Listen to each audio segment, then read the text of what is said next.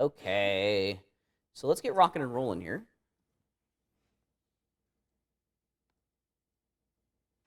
Wow, is anyone finding that clicking sound outside just incredibly annoying? Yeah. I wish I knew, excuse me, because it is pretty bad. Pretty bad. But that's okay. We'll manage. Yep, we'll manage. At least jackhammer over here tearing up the street. Yeah, that's true. At least it's not a jackhammer anymore, right? At least it's not a jackhammer. Okay, let's jump in, shall we, folks? Because I know that in every sense, what we're trying to... okay, anyways, excuse me. All right.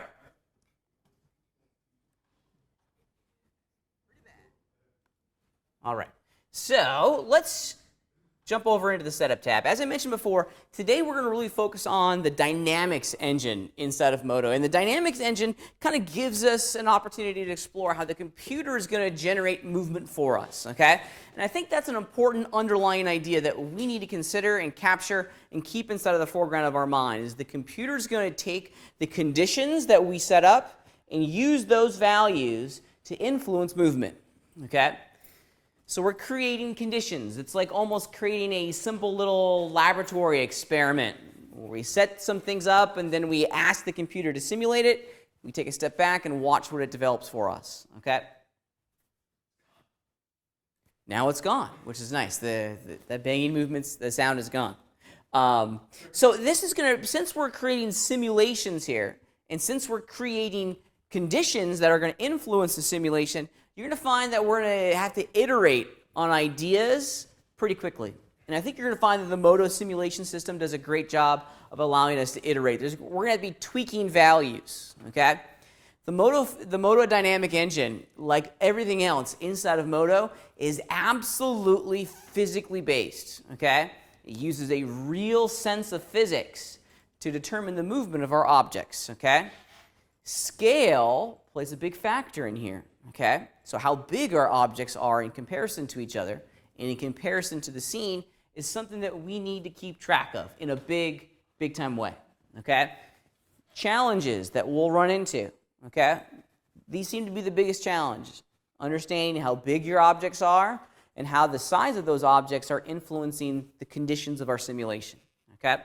You're going to find all of our dynamic stuff inside of the setup window. Now the setup layout. The setup layout is, of course, home to all of our rigging stuff, right? This is where we go in and mess with our constraints and our deformers and create skeletons. However, if we cruise down to the bottom here, you can see that we have a tab right there, boom, called Dynamics, okay? And that's where we're going to hang out.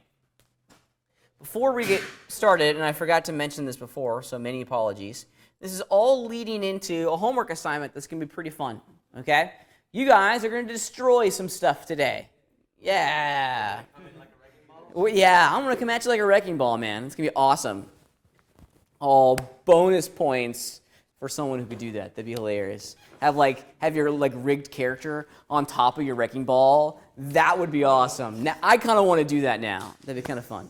I'm going to come at you like a wrecking ball. Okay. That should be the name of this assignment, come at you like a wrecking ball. So we're going to destroy a brick wall today. We're going to destroy a brick wall. And it's going to be pretty cool and a tremendous amount of fun. You can kind of get a sense from the banner image on this assignment sheet, the direction that we're going into. Okay? Now, this is a perfect example of the correct application of a dynamic engine, right? Because you don't want to have to go in and hand animate each brick kind of, breaking apart. Yeah, you do not want to do that. That would just be a pain in the rear end, and it would take forever, and your results are never going to look kind of real, right? They're always going to look hand animated. The Dynamics engine will allow us to make something, I'm not going to say quickly, because it's not quick, but it's going to allow us to get a more accurate result in a pretty reasonable amount of time.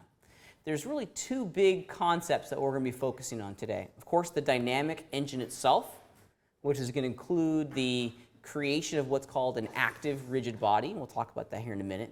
And then we're also going to talk about constraints again, but these constraints are different. These are dynamic constraints, and you're going to see that they're pretty fun.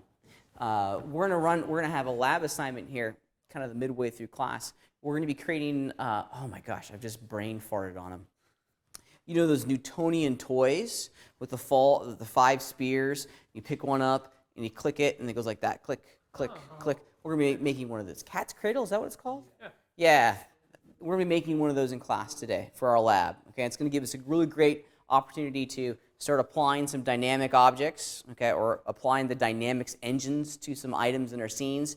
And all of that is going to get rolled into your homework assignment this week, which is going to be destroying a brick wall. Okay?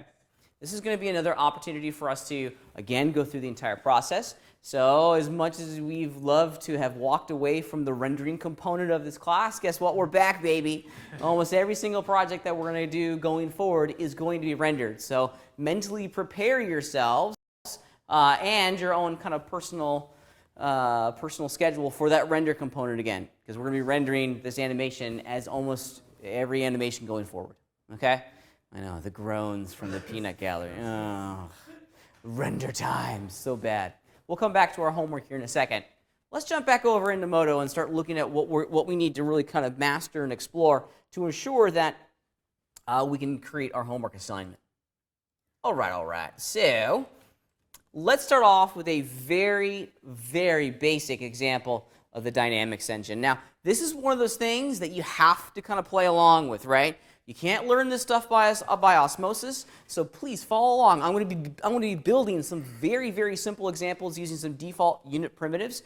There's no reason for you not to explore this with me, okay? So build it along, and that way you can start pressing buttons and start figuring out how all this stuff is going to link together. All right, so in every sense, I'm going to be doing the bouncing ball once again.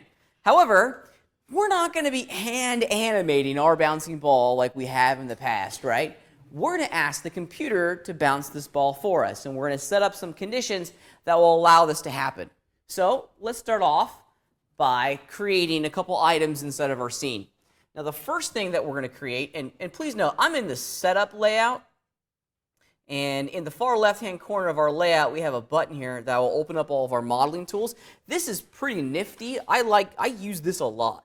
Okay, so let's just open it up, and what I'm going to do is simply start off by, let's see, I'm going to hold down the Shift key and add a new unit primitive sphere to the scene. Okay, and I'm also, if you hold down the Shift key, I'm also going to add a plane. So just those two things, and that's all we need. Now, the plane, in every sense, is going to be kind of like the ground for our object.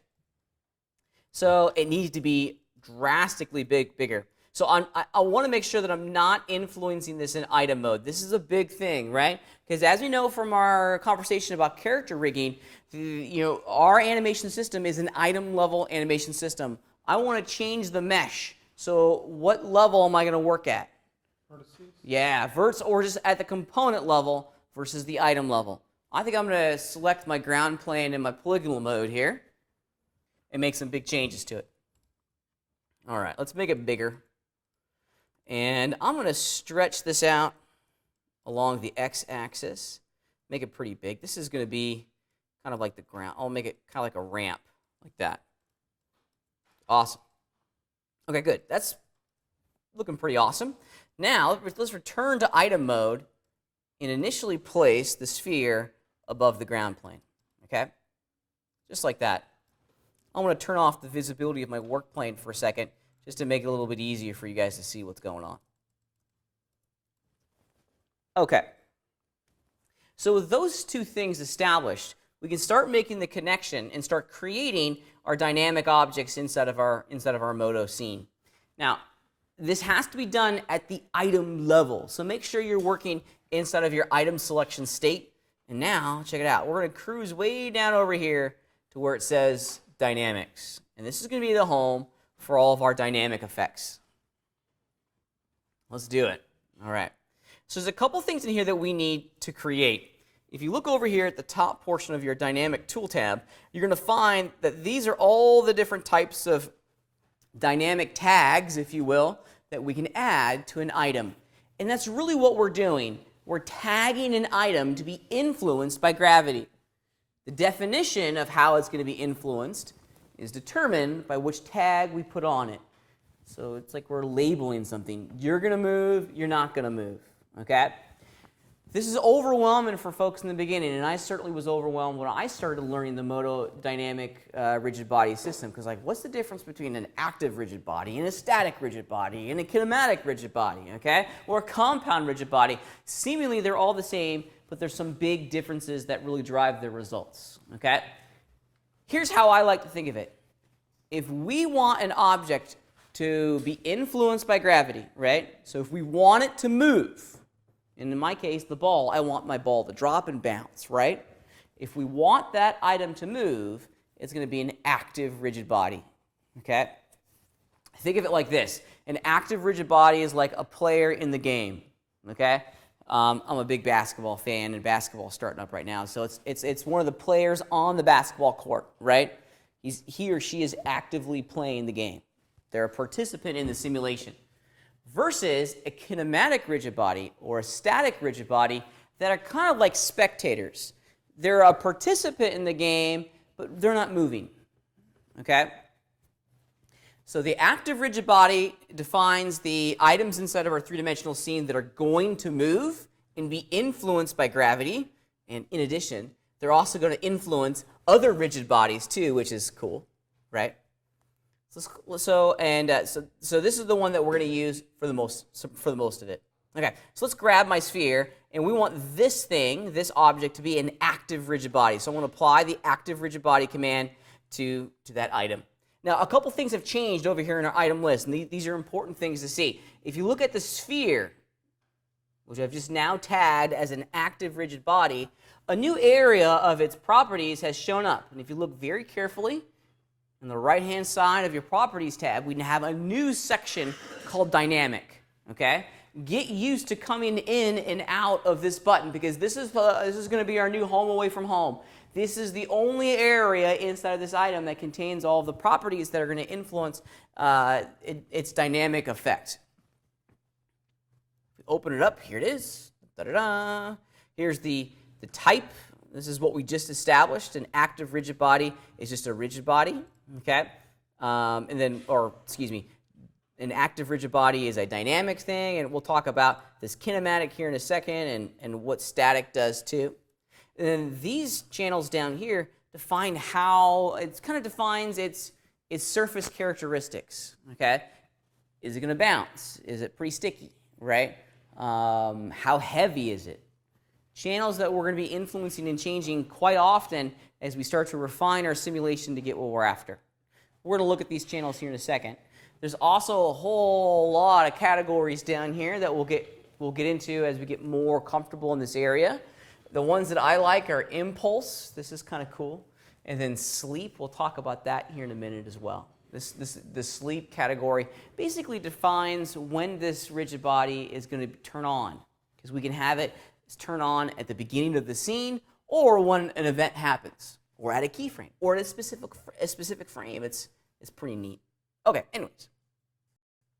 All right, so a dynamic section is shown up on the item that's been tagged as a dynamic item. And then the second thing that's been added over into our item list is the solver itself. This is like the brains of the operation. This is the global controller that's really infusing, in my imagination at least, it's really infusing a sense of gravity and weight into the scene itself, okay? If you click on the solver, these are really the only options that you get, okay? There's some advanced stuff that I really wouldn't mess around with unless you kind of know what you're doing. And then there it is. This is our sense of gravity, negative 9.81 newtons, right? The exact same amount of gravity that's applied to good old Mother Earth, okay? So we are simulating exactly how gravity influences objects down here on Mother Earth, which is kind of neat, okay? Generally speaking, we don't play around with the solver too much unless we're going into the advanced options, and we'll talk about some of these here in a minute, because there's some fun things in here that like the sense of scale or the sense of time. This is actually kind of really neat. I'll show you what that looks like here in a minute. All right.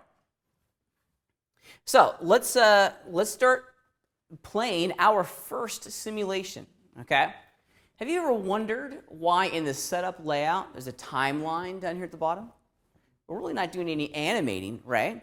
The setup layout's home to all of our rigging tools, but now that we're going into dynamics, this timeline at the bottom plays a big role. Do you have a question, Isaac? No, I was just going to say just tell us how long the simulation is going to be. Yeah, absolutely. And we're kind of returning to that timeline-based environment, right? So the sequence settings here, found over here, are important. So if we want our animation to be longer or shorter, or just like our animation workflow, we have to make those changes, okay?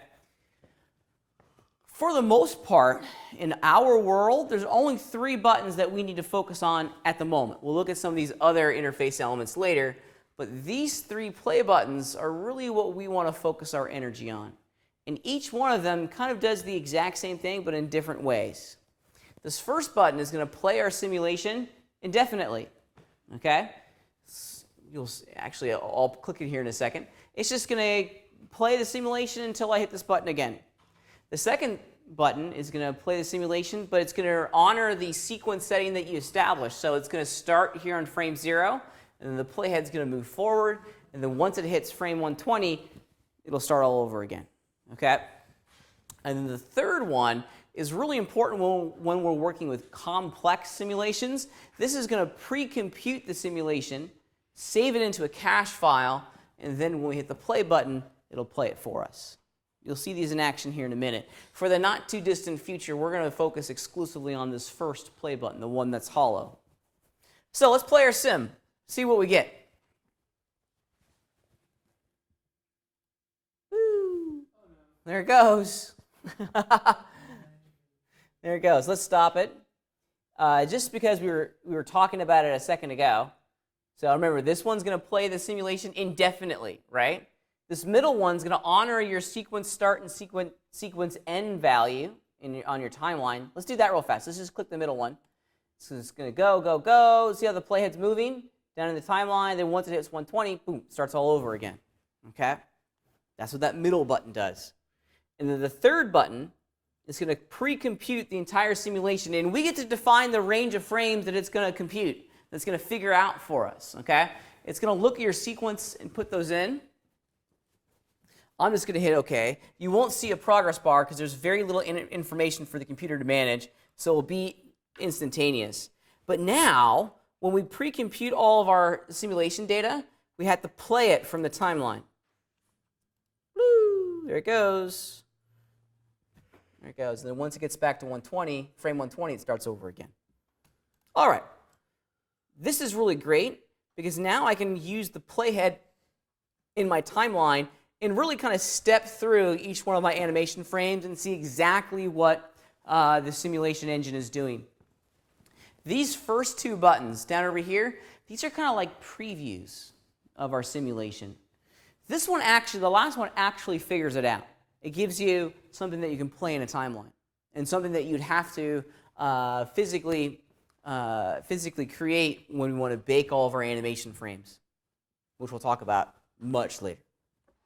Okay. Now, this is starting to look interesting, but what isn't my ball doing?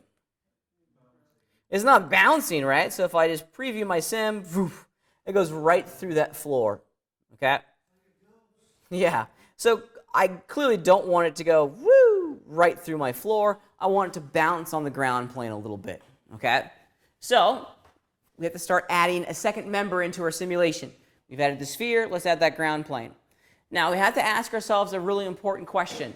What role do we want to have this ground plane take inside of our simulation? Do we want the ground to move? No. Yeah, so it's got to be a static, rigid body. Okay? We still want it to be an influencer of our simulation. We don't want it to move. So I'm going to select my ground plane in item mode and assign the static, rigid body tag to it. You can find that way down over here. Static, rigid body. Static meaning not moving. All right. Let's play it now. Bong. Ha! Doesn't quite bounce, but at least it's not going all the way through. Something that I enjoy. There it goes. Yoink. Right, Didn't shatter. Shatters will come later. Yeah, we'll get to that. That's the fun stuff. All right. So how do we make it bounce? How do we make it bounce? Well, this is where the iterative process of creating dynamic simulations really comes into play. Because we now have to go in and start tweaking all of the settings to get what we're after, right? Here's an important concept that all of us need to remember when we're going through this, is that these dynamic objects are influencing each other at the exact same time. So we're going to have to tweak a lot of different objects to get the results that we're after. Is everyone getting what we need to get? I want to make sure we're all on the same page. Yeah, Megan. I might have not heard you when you said this. For you click the play button where it resets after it goes through the timeline. When I click mine, it doesn't work. Did you do something to make yours do that? Because it works on the play buttons on the left or right hand side. Okay, let's take a look-see. Okay. So it works if I click these ones. Yeah, good, Right? perfect. Okay. Yes, absolutely. That's exact. It doesn't do a single thing. Okay, but Right. was I seeing you doing this play button that I was clicking out? Yeah, so these first two buttons are previews, okay? This third one actually saves all the simulation data. Once we cache it, which is a fancy word for saving, then I can play it from the timeline. Yep. All right, all right. Any other questions before we move on? Groovy. Okay, so we need to start tweaking our dynamic channels here, okay? Or the channels on our dynamic items to get the result that we're after. Because I think it'd be kind of fun to make my sphere bounce a little bit, right? To have my ball just kind of bounce a couple times. That'd be rad, right? So let's open up the sphere, look at all of its dynamic properties, and start understanding how they kind of work with each other. All right, so I've selected my sphere. I'm going to go over into my dynamic tab and start exploring this area, so the collision area of our dynamic properties. Okay, we're going to start at the top and work all the way down to our bottom. Okay, the collision shape is important. In every sense, this is the shell that the dynamic engine is creating around our object that actually does the work of bouncing. Okay. We have a number of options here that will allow us to change the type of shell that's being created. Sphere is one of them, okay? We also have box.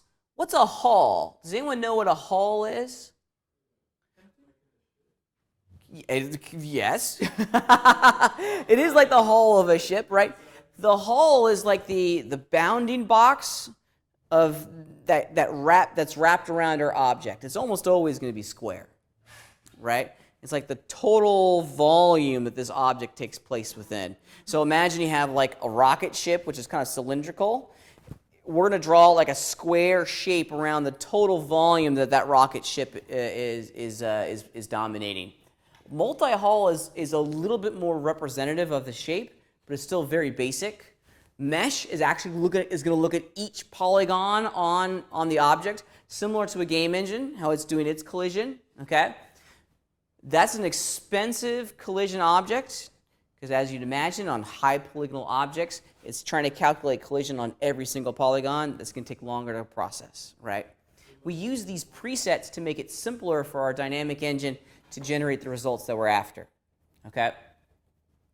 Convex decomposition, that's a fun one. I don't have the math that figures this out in my brain, but it's a good one to use if your object has like holes in it, and then a plane is a plane, right? All right, so I'm going to keep it as sphere. What's a plane does? A plane is just a flat surface. Yeah. All right, and of course we want to make sure that we're doing all of the collisions, right? That it's actually bouncing on the objects inside of our scene. Sometimes if you just want a collision to be registered, but not actually have it bounce, you can uncheck that, right? Because we can capture that data and use it to fire off and influence another object inside of our scene. Okay. So these next three are really kind of important for us to zero in on. We have the bounce percentage, the friction percentage, and the stickiness percentage, okay? The bounce is kind of self-explanatory. This is how elastic the surface is. Think of it like a steel ball versus a rubber ball, right? How bouncy do we want the surface to be? Okay. Now for ours, how bouncy should it be? Probably pretty bouncy. I don't mind it to be like kind of like a rubber ball. So let's drive this value up from 35% to 65%. Let's just see what 65 gets us. This is where the iterative process comes in, because we make a change, and then we run the sim and see what we get. Boom, bounced a little bit more, okay? Now the friction, this is kind of like, yeah, go ahead. Yours isn't actually bouncing. Okay, so it's just, did you change the bounce to 65?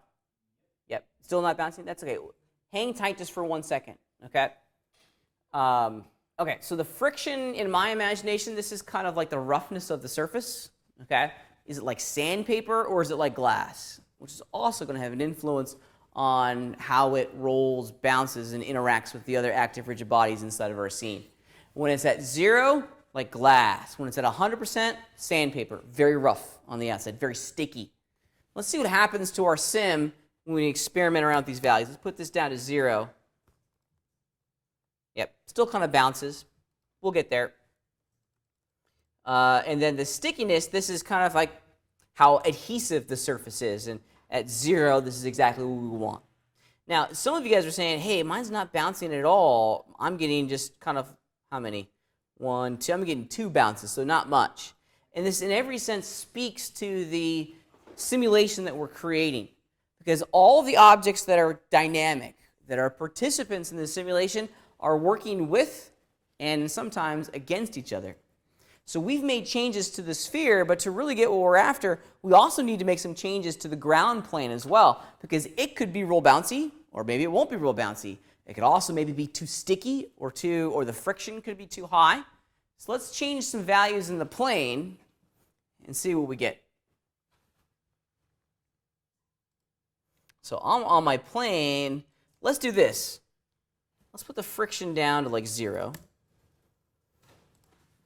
Let's put the bounce up to like 60. See what we get. Yeah, not much of a change. Let's put a bounce up to 100 and see what we get.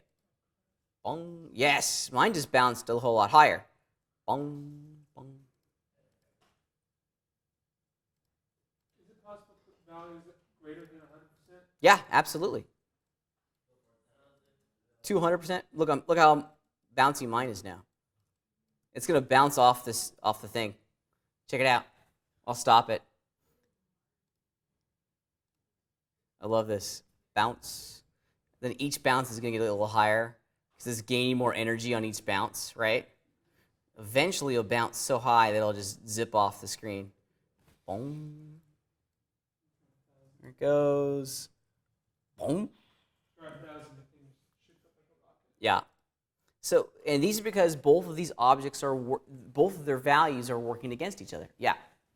Or they're not working against each other. The values are influence each other, right? Because, objects, in the world of physics, right? The energy of one object is going to be passed on to another. Yes, sir. I did it like the plane glass a little bit bouncy. My meaning. Yeah. Uh-huh. You want to see the simulation? Yeah. Hold on 2 seconds. Let me put my bounce on my plane down to 10. See what we get.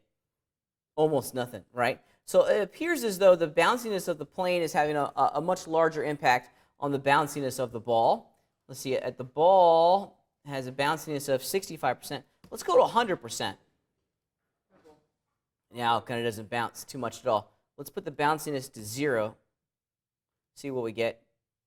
Okay, as expected. Let's put it back to 65. Okay, and I'll put the plane back to 100%. Boom, boom, boom. I got 3 bounces that time, which is pretty good. Okay, I'm happy with this. Yeah. Okay, let's take a look. I've done everything that you were doing. I even moved the bounce up to 100 because it wasn't working at 65 either. Okay. But oops. it just sticks. Ah, okay. So this is our problem. Okay. You moved your object in component mode, the sphere in component mode. Look, the center point's down there. Okay. Yeah, we want to move the sphere in item mode. Okay. Let's do this. Let's go back over into our mesh options. That one. Mm-hmm. Yeah. See how it still thinks its original location here is at 0? Okay. Let's fix this. Let's go into our component mode, Sorry. polygon mode. I'm sorry. There you go. Select the polygons. Open up your model button over there, and I want you to choose center selected. Which is Right there. All. Okay, cool. We can close out of there. This time, grab the sphere in item mode okay. and move it up. Okay. Because I heard you say to use like the polygon mode. To make the plane bigger. Oh, okay. Yeah.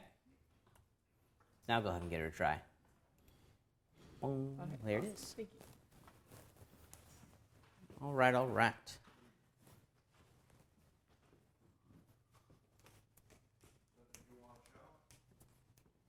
Sure. What computer number are you, Cody? 12.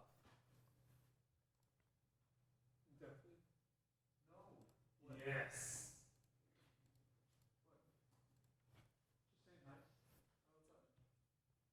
All right, what you got, Cody?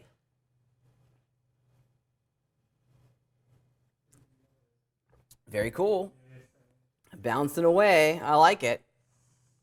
Great job. Great job. All right, let's see where I'm at. Okay, I'm happy with that. That's actually a good place to continue on. Now, when we're looking at our little simulation here, it shouldn't come to anyone's surprise why it's stopping pretty quickly, right? Because all the forces are going directly down, okay? We haven't infused any other variable into the equation that's going to make this object move and roll. Yeah, go ahead. Absolutely, because in a real world, right, that's going to have an impact on it. Yeah, I have mine pretty high.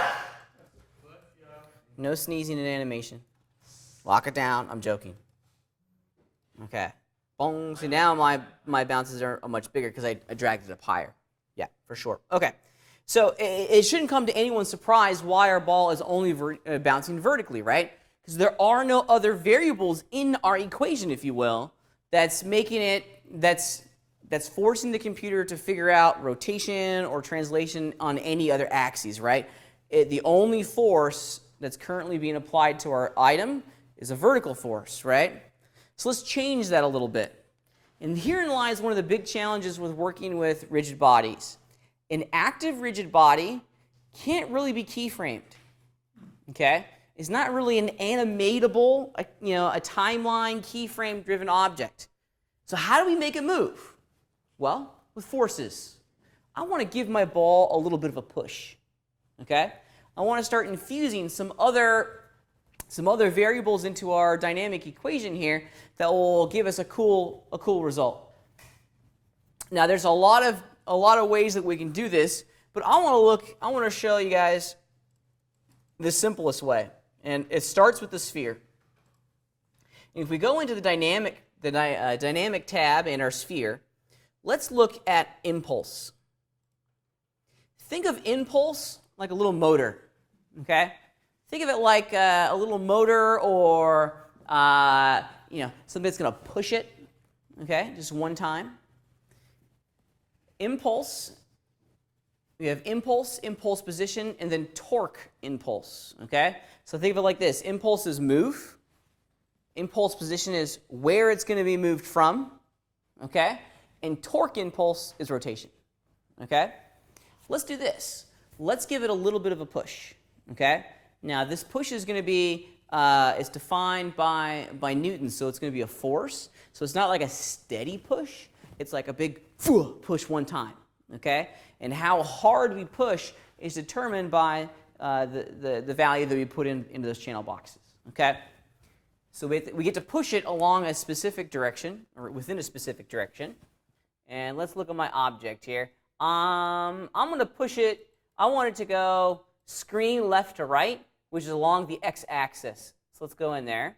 And I'm going to change, let's see. So if I have a positive value in here, it's going to push it along the positive orientation of the x-axis. Now, if I wanted to go from the right side of the screen to the left side of the screen, looking at my sphere, am I going to put a positive or negative value in that impulse x channel box? Negative, right? Because the negative value is going to push it along its local negative understanding of the x-axis. All right, let's do it real fast. So let's do -1 and see what we get. Player sim. Boom, there it goes. Okay, Pat, that's where I gotta say I'm having an issue. Okay. No matter how big of a number or how small a number I put, nothing happens on mine. All right, let's check it out. Okay. I would type a 1,000 newtons and nothing. All right. Aha. Okay. You are changing the dynamic properties of your plane, not the sphere. My bad. Excuse me. Okay, that should work. So you did 1. I did 1. Okay. Perfect. Boom, there it goes. Thank you. You're welcome.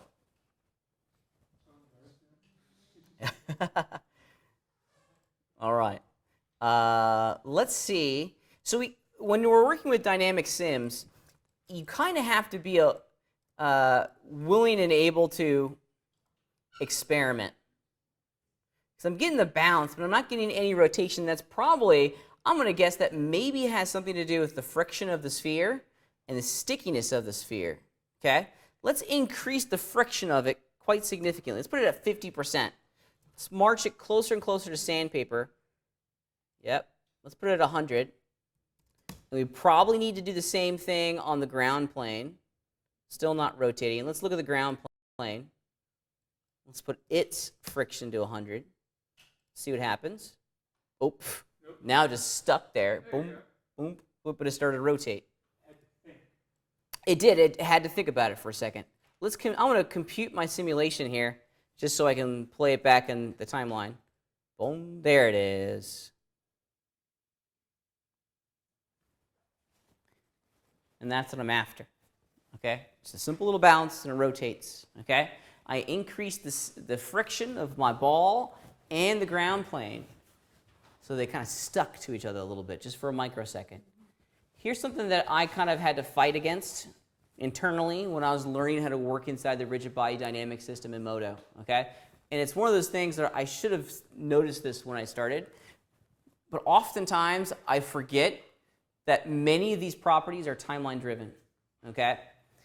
So I would hit like this button here, and it would pause for a second inside my viewport, and I'd think that something has gone wrong, right? But no, it was actually just trying to figure out all that rotation data for me in real time, and I got a pause. However, when I computed it, when I cached all that animation data, I get the result, the correct result. So this is a good thing to preview with, right? But every once in a while, actually run the sim, actually compute it, save it to your timeline, and then you can play it back in a real-time fashion or as close to real-time and to get a better understanding of your results. Okay? I've gotten into that habit more often than not.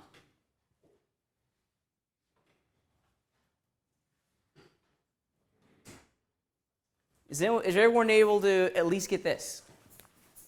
Let's get this. Yeah, Nia, what you got? Your ball's not rotating. Did you increase the friction values? Try that. I did it on both. I put mine to 100%.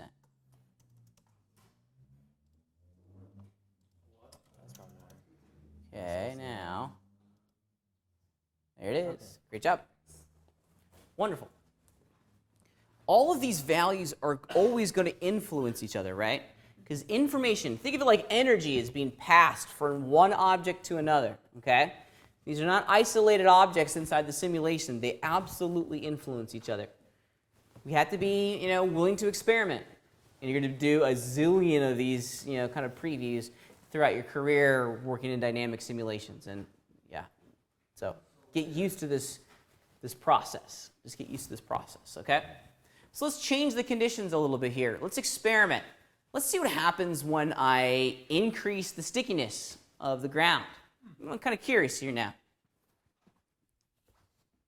I'm on the ground. Let's just put it at 10. See what happens. I have to stop mine, and I'm gonna run the sim again and play it. Not a big change, not noticeable. Let's really make it noticeable. Let's make it 100. Am I supposed to be seeing something? Oh. Let's try it again. Yeah, not too noticeable of a difference, and I'm okay with that. Well, I mean, am I supposed to be seeing something like, I put it at 1,000, I don't see. Yeah, I put mine at 100, and nothing really changed on mine either. So sometimes these values don't have a direct influence on our objects. Now, did you try that?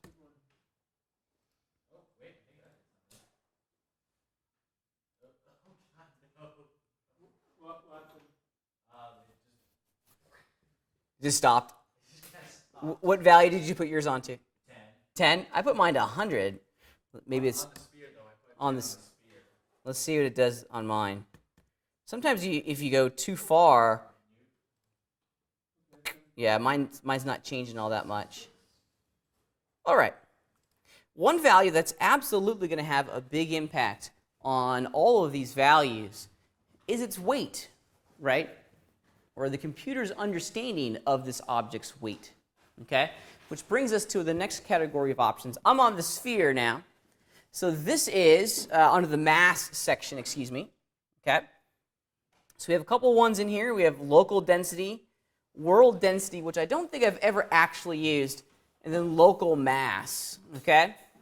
So can someone define real fast the difference between density and mass? You torture me with science. I know, we're going back to 8th grade science class here. Mass is gravity pulling on it. Mm-hmm. So like what you see on the scale, Right. is how much matter is in your volume. Boom. Veronica paid attention in science class. Great job. That's it. I love it. No, well done. That's exactly what it is, right? Think of it like this. This is my easy way of kind of managing it. Mass is how heavy it is, right? And how Veronica said how much gravity is pulling down on something. So when you put something on a scale, that's the number that we get, right? Density is how much of that object there really is, right? The great example would be like to have a handful of aluminum versus the exact same volume of gold, right? The aluminum, its density is pretty loose, right? So its mass is very light versus gold, where all the atoms are really closely packed in together. Its density is pretty extreme, and it makes it real heavy, right? Even though they're the exact same size and the exact same volume. So we get to play around with this. I usually go with mass first because it's an easy number for my little pea brain to wrap my head around, right? How heavy something is.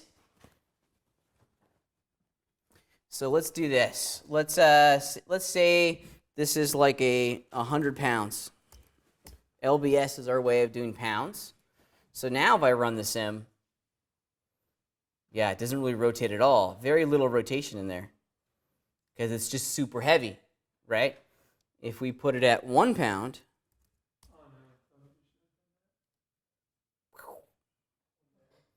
yeah, you can see how that little bit of an impulse affected the animation pretty significantly. So its understanding of weight and mass, weight, mass, and density is really important too. And we get to go back and forth between those. Let's put this I'm on local density. Let's put this at 100 and see what we get. A little bit different. Let's put it at 1,000. See what we get. Something very similar. Okay. I like working with mass because then I really get to define a unit of measurement that I'm comfortable with. There's 1 pound versus 100 pounds. Very different. Boom. Just drops like a brick now. Pat, when you type in 1 pound, Uh-huh. change it to 45 point blah blah blah some measurement. I couldn't read what the measurement was. It's kg for kilograms. 1 pound. It did something different. What was DAG. I don't know what that is. Something grams. Yeah. Interesting. I don't know what the DA is. Yeah. Well, I do LBS for pounds. What is it? Decagrams. Yeah, that may be it. I'm not 100% sure. There it goes. Things are looking pretty good. Yeah. So if we put my local mass back to 100 pounds, now in order to get that same relative animation where it bounces and goes to the screen left, I have to increase my impulse. Let's put it to 10 newtons. Negative 10 newtons, see what we get. Since it weighs more, I had to push it more. Slowly, let's do negative 100. There we go. Boom. That's a lot of force, though. It's a lot of force, right? Because it's a heavy object. It's a heavy object. Cool, huh? Yeah. Pretty neat. Pretty neatio. All right, does anyone else have any problems with this? Questions, concernies? Yeah. You're singing?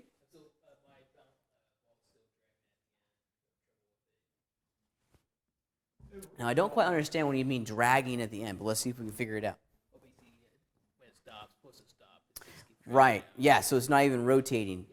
So I would, let's see, you're looking at the sphere. Go to your plane for a second. Change your friction to 100%. Let's make the ground like sandpaper. Let's see what we get. See, now it's like doing something weird. That's fun, isn't it? Okay, let's stop it for a second, and I want you to click on your sphere. That's our problem. Oop, I apologize. Look at the location of your center point. It's down here at the bottom. That's influencing it. Okay? Go into component mode real fast. Well, let's do this. Let's reset the transformations. Cool. Now go into component mode. Select the polygons. And the center selected. Oop, no, just do center selected. All. Alright. There you go. Cool. So now the center point. Don't touch it because we're still in component mode, right? Yeah. Right. Go ahead and drop your move tool. And now go into item mode and move it up. Gotcha. Cool. Run the sim now. See what you get. There we go. So, alright. Wunderbar. That's the reason that when I made mine, it says that it's everything. So that's Yeah. good to know that. Yep. Yeah, the center point has as it always will, is going to define, actually, excuse me, the pivot point is always going to define the location of rotation for our animations, right? So the pivot point and the center point share the exact same spot unless we physically manually go in and separate them. Okay? Cool, huh? All right. So with this, we can do some pretty fun things, okay? As an example, here's what we're going to do. I'm going to put my impulse off. So now my ball is just going to bounce in place, okay? Let's make this a little bit more fun and engaging. I'm actually going to create a couple of these planes. Let's rotate them a little bit. And I want to duplicate it. Control D is the duplication tool for items. And if we duplicate something that has a dynamic tag on it, that dynamic tag will absolutely be retained, which is kind of neat.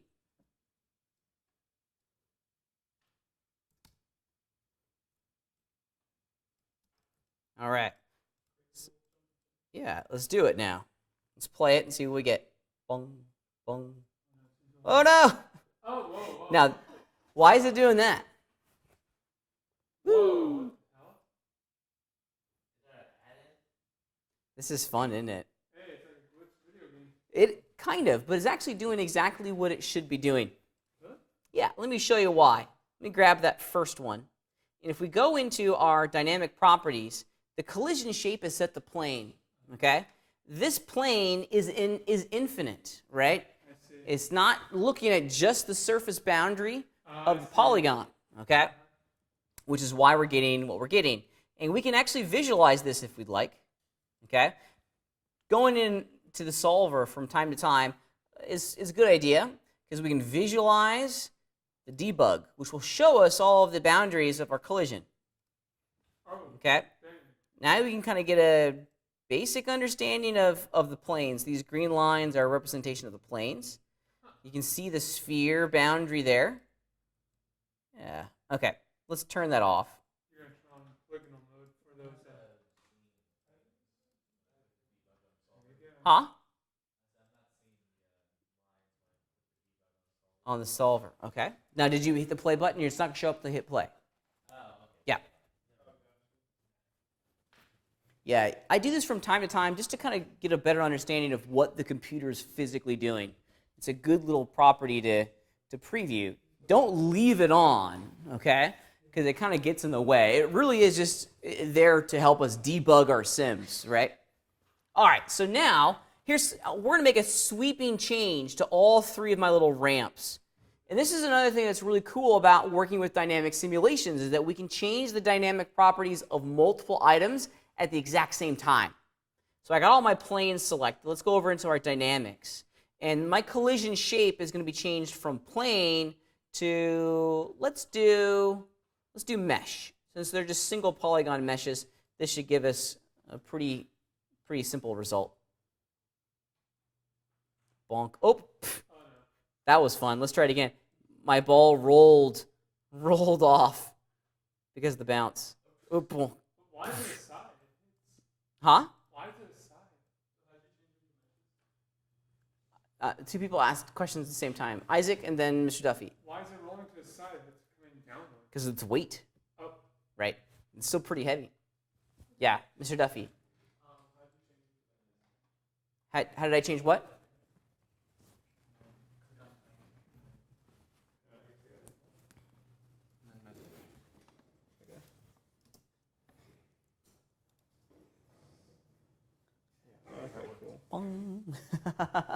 I love it. Great job. All right, so I think I need to make my planes a little bit bigger here.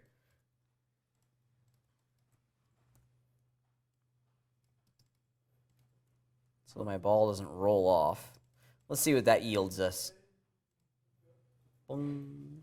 so it goes to the side. It's like it's literally trying to avoid. Ah. Let's see. I know why it's going to the side, Pat. You're giving it an X push. If you're giving it a Z push, then Well, if I give it a Z push, it'd be coming just straight. toward me. Yeah. There we go. You have an X push. You know, the Newton thing applied to it. Let's see. Am I impulsing it at all? I'm actually not. It's just the weight of it. Just the weight of the ball and these other parameters, right? Let's put my stickiness on my ball down. That may be doing a little bit of it. And the friction is doing remember, when the friction's high, it's like sandpaper, right? So it's going to touch something and start to kind of adhere to the surface a little bit.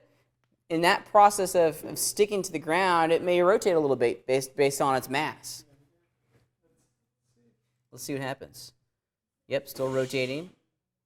What about your Dong, planes? Do they dong. have Yeah, let's check out my planes. Yep, that's fine, and I'm happy with that, right? Because this is exactly kind of what I was looking to get. Bong, bong, bong. You know, I'm just going to say this is already better than Autodesk's Mass Effects physics engine, because every time you can run it, unless you have something to hit it in another direction, it will go in one way. Nice. Yeah.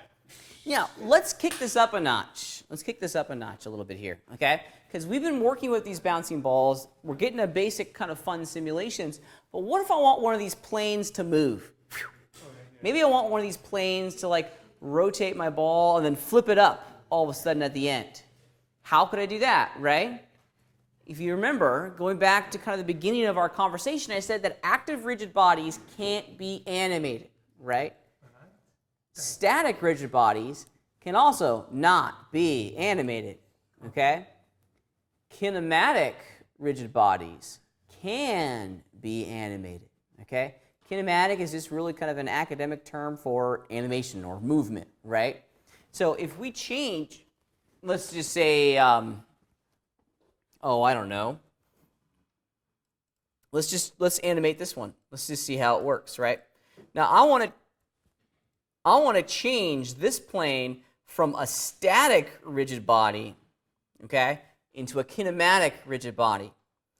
Now, I could re-tag this as a kinematic rigid body, and that would work, okay, just by selecting it and going over here and doing kinematic rigid body, okay. That actually may not have, if you hold down the shift key, you can remove the dynamics from that object altogether. And then I could say you're a kinematic rigid body. Yep. Because you basically want this to say kinematic, okay? Now, yep, it's going to be a rigid body. Static, I don't think static has to be turned on. Let's see if it works with static turned off. Yeah. Oh, no. And it just flies off. Roll. Woo. Looks like it's rolling on a plane still. That's not actually dropping. Oh, that's because I didn't change. Let's go back to mesh. There we go. Bonk. It goes down that way. Oh, not so much. Where did it fall? I'm going to get it in there because I want to. Let's see. All right. Okay, so this is the cool thing about working with kinematic rigid bodies, right? Is that we can animate them. We can animate them over time. So let's pretend right about in here-ish, I rotate the animation properties of my plane. Okay, now we're in a standard kind of animation system here. Nothing too different. I want to keyframe all the rotation channels for that object. And over the course of, oh, I don't know, 10 frames or so, let's rotate it back that way. Oops, why didn't that go?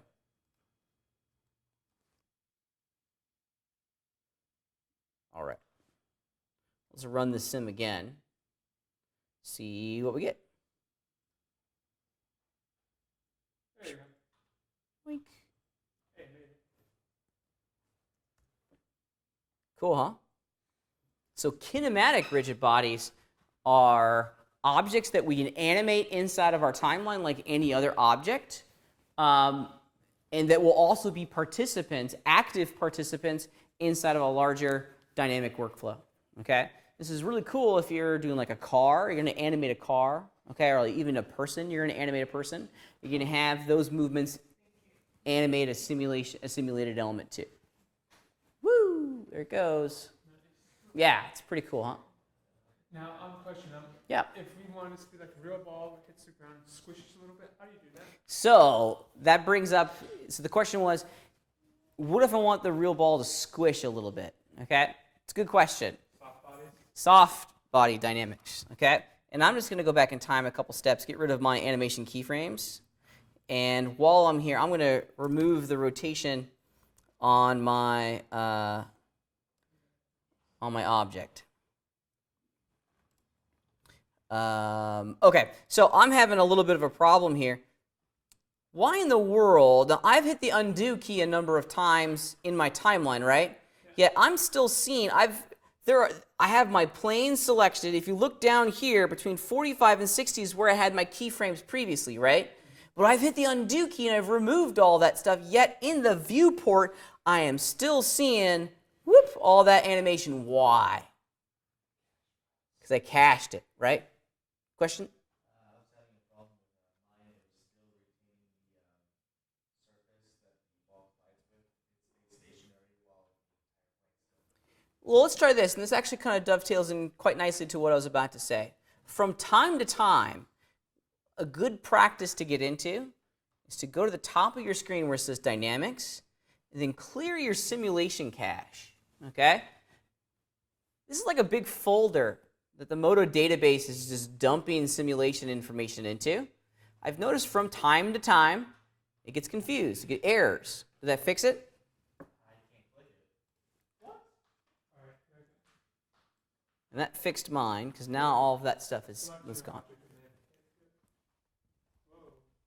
Let's see what you got, Mr. Zink. Well, your keyframes are there. Okay. They're there. They're there, yep. Okay, so go ahead and hit the play button. Let's just see what we get. Okay. Okay, so are you trying to simulate the actual movement? No, here's the thing. Like, Okay. Yep. And it's not animating, right? No. Yeah, okay. So the reason it's not animating is that when you hit this first one, it's ignoring anything that's on the timeline. It's just simulating and previewing the dynamic objects. I know. How- I do the compute channel, but look what happens. See? And the reason why is that that's the surface stays stationary. Okay, let's go look at our dynamic objects here real fast. I have a theory. Please. Okay. Let's recompute the animation, compute it. Let's see what we get now.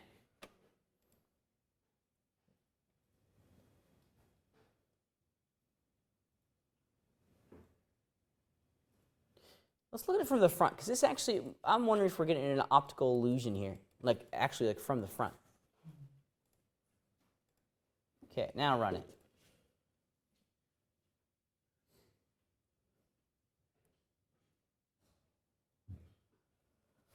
Huh, I don't know. I don't know what's going on. That's interesting. Let's keep cruising. That's a bug that we can smash later on. Okay? All right. I think one of the elements that's important to remember, and Mr. Zink may have just run into this, there's a lot of stuff at play here, right? Is this a bulletproof system? No. But no simulation is, right? Unless you go out and spend some big time cash on like RealFlow. There's some, Houdini is another app that's got fantastic simulation tools in it. Not all simulation tools are made equal. I think Modo has a really, really good level of support, and they do a great job with their simulation tools.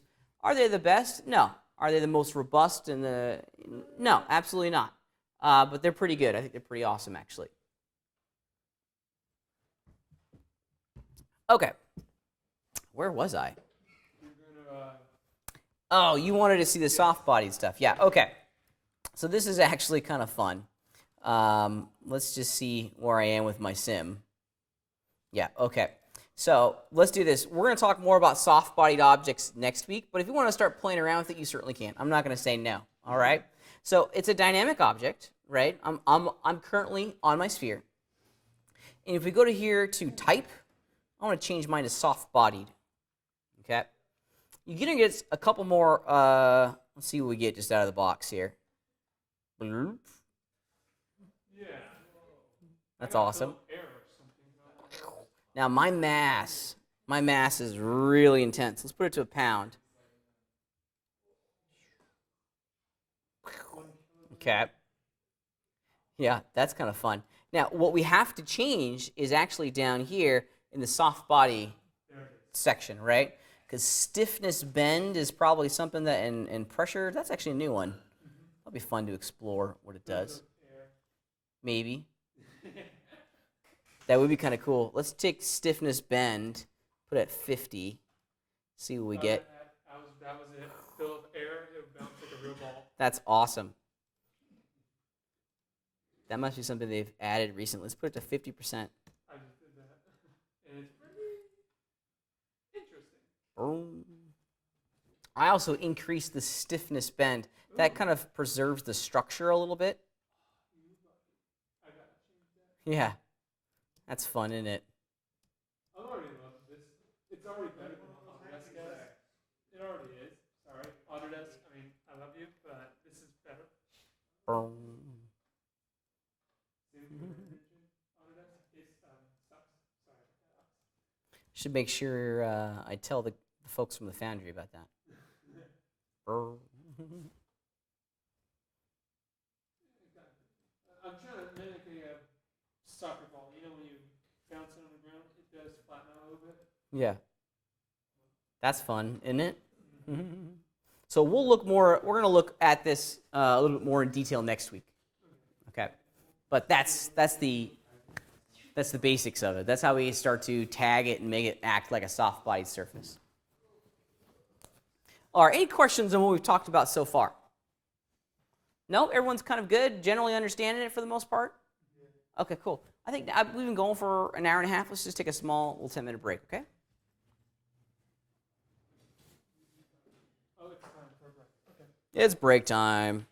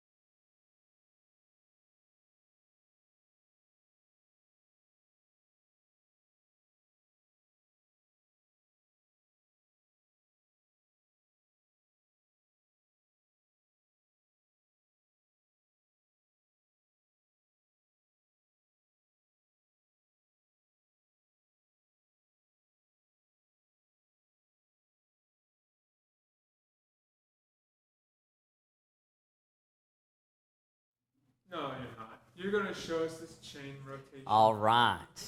So let's go back in time. Back in time. Let's do the time warp again. Anyone? Anyone? Rocky Horror Picture Show? Yeah, anyway. All right. So, yeah. So we're going to go back in time a little bit. Back to week 2 in this class. You remember the first kind of lab exercise that we did? Involved this lovely fellow. Remember the chain that we made? Yeah. What was the basic underlying principle of that lab exercise? What were we learning? Locators and what else? Movement. And then on the rigging portion of it, what was really the big concept there that we're trying to drill home? Parenting, right? And creating basic, simple relationships between different items inside of our animation system. Megan gets the gold star for today. Yeah, well done, Megan. She actually remembered. Yeah. We're going to revisit this idea for a second here, okay? Because we're going to change it ever so slightly. Because we're going to rebuild this chain once again, but this time we're going to use our dynamic engine to get us where we need to go, okay? This is going to be pretty cool. And what we're going to generate in here are called dynamic constraints, okay? Now, I've placed this project file on every single desktop in here, right? So if you want to follow along, and I would suggest that you do, we can take a look at it, okay? All right. You're going to torture us now, Pat. Am I going to torture you? No, I'm not going to torture you. Well, you're going to make us... But we're definitely going to have some fun. You know, this is the easiest way we could have done this. No, it's not the easiest way we could have done this. Really? We're going to make a pretty big system here. There's going to be a lot of moving parts. Now, the result is going to be pretty rad, right? The result is going to be a little bit more organic and more physically based than hand animating it, right? Is it easier or harder than the other way? That's 6 to 1, half a dozen to another. It really kind of depends on what you're trying to achieve and how you're trying to achieve it, right? So let's talk about dynamic constraints because they're pretty rad and you're going to have a tremendous amount of fun with them, okay? Here's what we're going to do. First things first, I want to grab my first chain link here. And if you look carefully at where all these elements have been placed on the screen, check it out. You can see pretty quickly there's the center point for our object, right? Now, from what we know about working with the rigging tools inside of Modo, what actually drives the location of rotation on an item? Yeah. Pivot point. The pivot point. Where is the pivot point? What's the default location for the pivot point? The origin, or in actuality, is the wherever the center point is, right? The center point and the pivot point are always going to share the exact same location initially, okay? If the pivot point defines the location of rotation, what does the center point do? That's a good question. It's a good question, right? People confuse them pretty directly. You lost me. I'm sorry. Go ahead. Juan, you got it? Or just flipping your phone? Okay. All right, rock and roll. The pivot point is going to define where an item rotates, moves, and scales from, right? The center point basically defines the center of the mesh, okay? Can we animate a center point? No. Yes, we actually can. We can animate an item, right, which will move its center point. What makes the pivot point a little bit more powerful than the center point is that we can actually animate the pivot point's location, okay? So it's a very powerful addition to our rigging engine. So whenever I'm setting up a rig, the first thing I do, especially on a hard surface rig like this, is that I change the item's center point to where, I change the item's pivot point to where I want this object to spin around.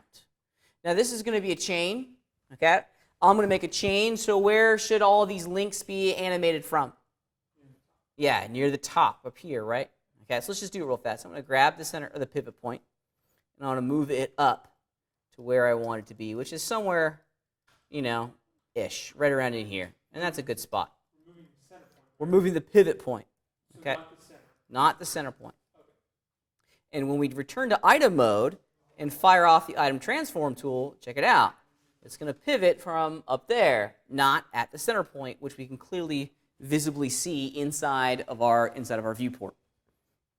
All right, rock and roll. Another thing that I like about working with pivot points is that it doesn't change any of our item transformation information, which is pretty great. Okay. All right, so with that done, let's start creating a dynamic constraint. Now, these are wholesale different, very, very different from our modifiers. All of these are modifier constraints. So we're not doing like a position constraint or a directional constraint. If we return to our dynamics tab, these are dynamic constraints, all of these guys. Okay? Now we're going to talk about a few of these, others we'll explore later on. However, their labels do a pretty good job of defining their role and the effect they're going to create inside of our dynamic simulation. We're going to look at a point constraint, okay? And here's a really great way of thinking about the role of a point constraint. Imagine that the item that's constrained is on the end of a rope, okay? And it's going to swing like it's on the end of a rope, like a pendulum, okay? Like a pendulum. So it's going to generate a swinging motion for us. Let's go ahead and fire it off or create one. I have my chain link created here, and I'm simply going to create a point constraint. Now that's what we get in the center. It's almost always going to be placed at the origin of the scene. So let's move it. Hit the Y key, and I want to move it up above my chain link to generate something like that. Which part? So did you create the point constraint? No. So just make sure the chain link is selected. Then create the point constraint. Okay. And then it should automatically still be selected over in your item list. Okay. So you can, mine says point right there. And then I'm simply going to move it vertically above the chain link by translating it along the y-axis, just somewhere above it, like that. All right, let's run the sim and watch not a single thing happen. Why didn't a single thing happen? It's so easy, it's hard. And I did this intentionally to kind of remind you guys that these constraints are participants of a dynamic simulation, okay? We have to tell the computer that that chain link is an active rigid body that's going to be receiving all this gravity and solver information and influenced by the dynamic constraints. So let's go ahead and grab my chain link, apply the active rigid body tag to it, and let's run the sim. And watch, once again, not a single thing happen. You're torturing me now. I am. What are we doing? However, think about it. If this is the, oh my goodness, what's the center of a pendulum called? The actual pivot. Maybe just call it that. Yeah, the center of the pendulum. If this is the center of the pendulum, right? And if this chain link is on a string, okay, why aren't we seeing any rotation? Because it's hanging directly below the pendulum. So let's do this. Let's move it.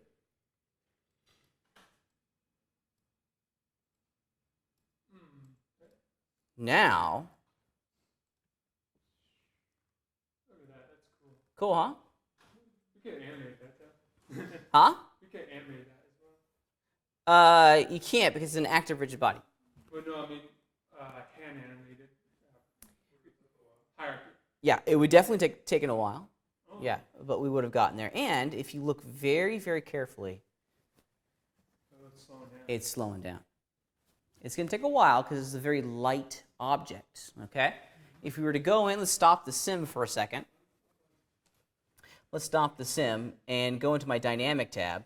Let's make the local mass like 100 pounds. Let's play it again.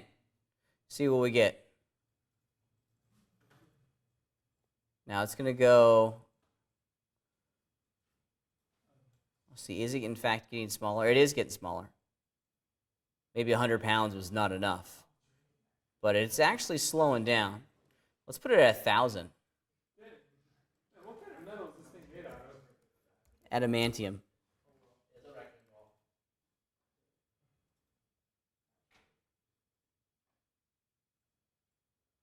There we go.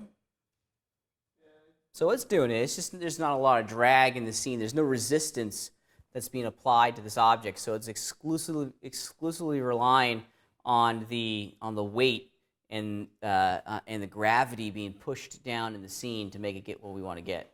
But there it is. It's slowing down, which is pretty cool. All right, neato, huh? So if we grab the point constraint, there's a couple things in here that we can. We've already changed the position of it, which is kind of fun. Okay.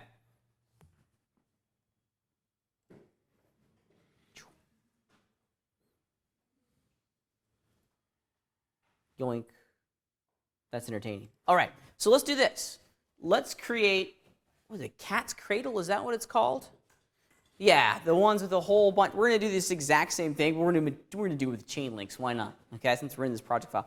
We're going to make a cat's cradle.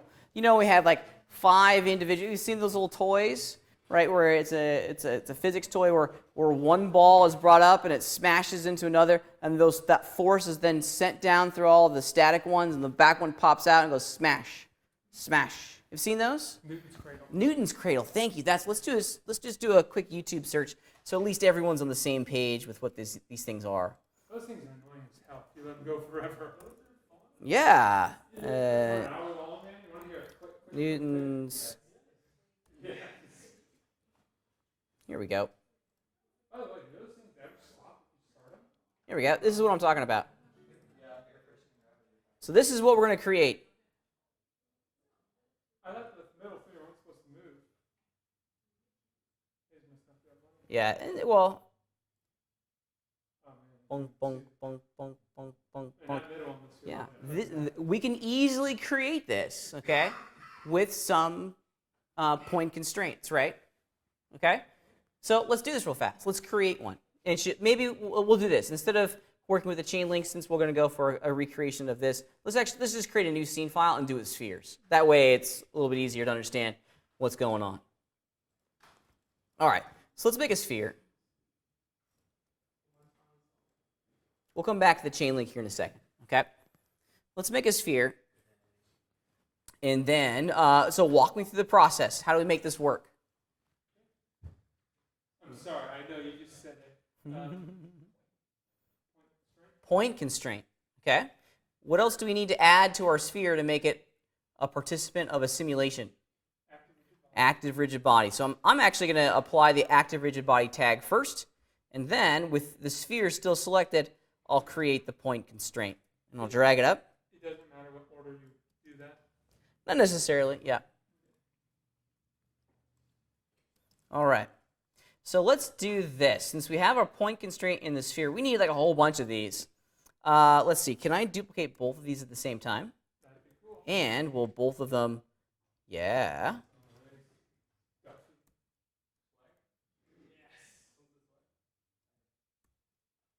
What was the shortcut to duplicate again, Pat? Command or Control D.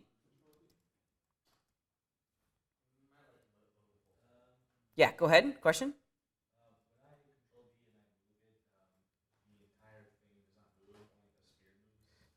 Are you in item mode? Do you have both the sphere and the point constraint selected? There it is.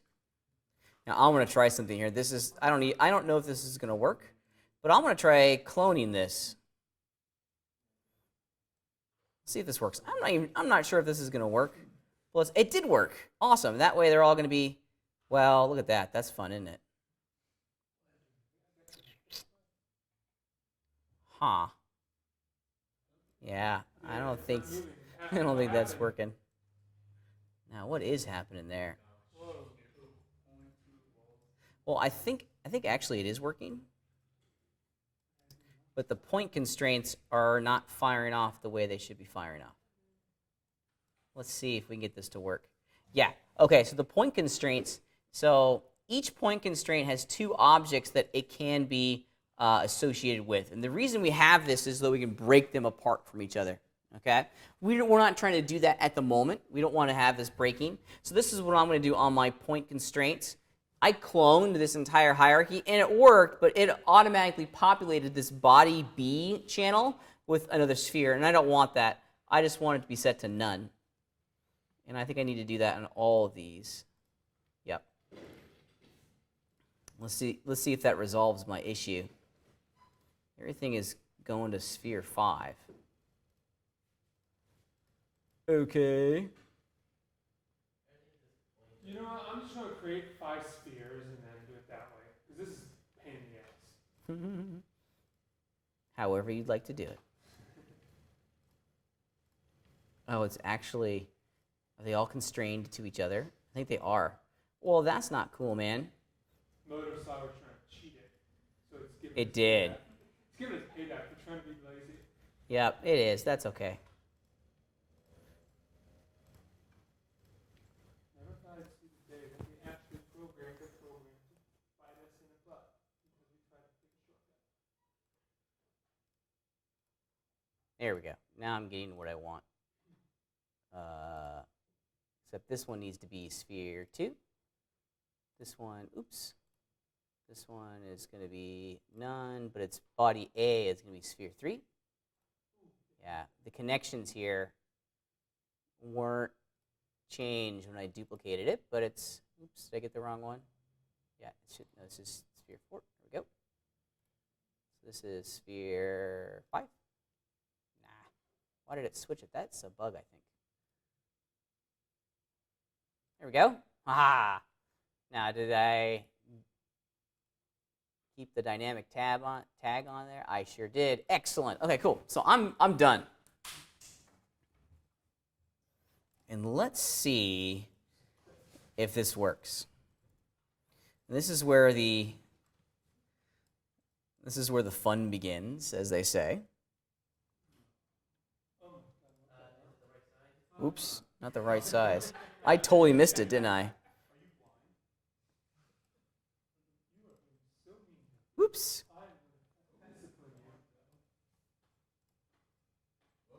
Almost there. Here, I know this is probably not the most efficient way of doing this. I'm just using match position pat to reorient those things. Okay. It's working. It's working. Boom. There we go. I think I'm pretty close to it. Doink.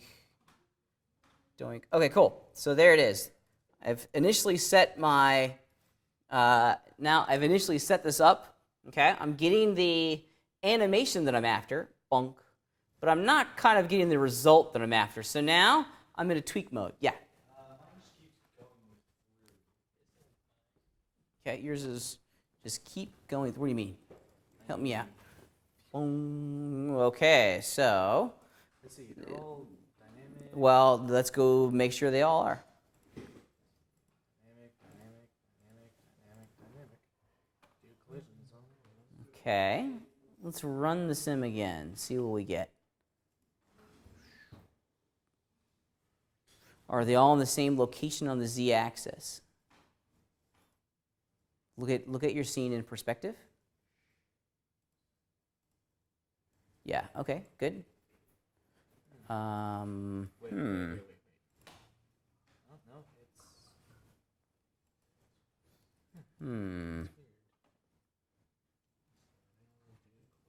How did you duplicate all these?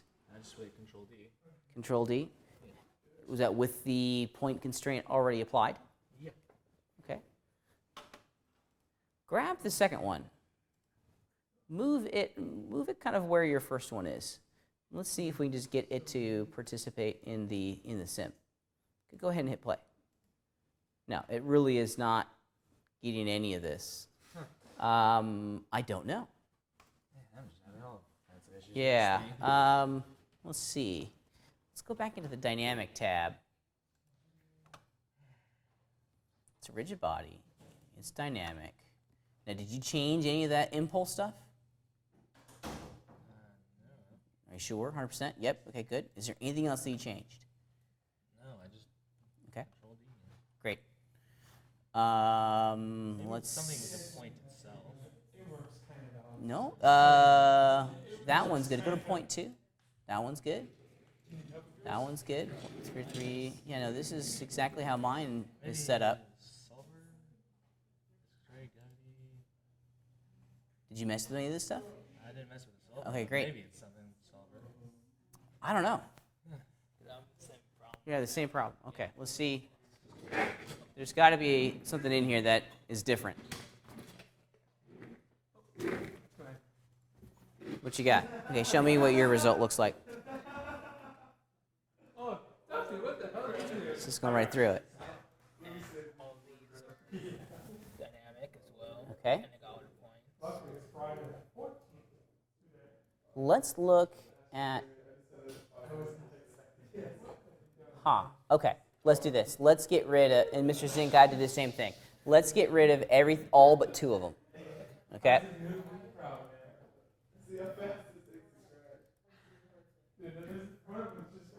Let's create a simple scenario here. Cool. All right. And let's just get this one to work. Oink. Nothing. Okay. Let's go on to sphere 1 for a second. Into its dynamic tab. Okay. I tell you what. Let's do this. Here, this is an interesting thing to try. Grab your second sphere. Make it undynamic. Yeah, and you can do that real easily. By check it out. Grab it. Then just hold down the shift key. And just remove dynamics from it. And then reapply it. See if that makes an impact. Does that change the point constraint? Yeah, okay. That's fine. Before we add the point constraint in there, just run the sim. The ball should fall. Or delete it. Okay, something else is going on then. Okay, now add that point constraint in. Oh. Now don't duplicate the existing point constraint. Okay.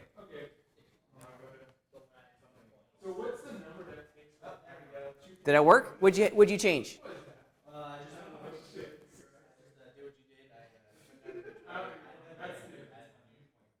Got it. Okay.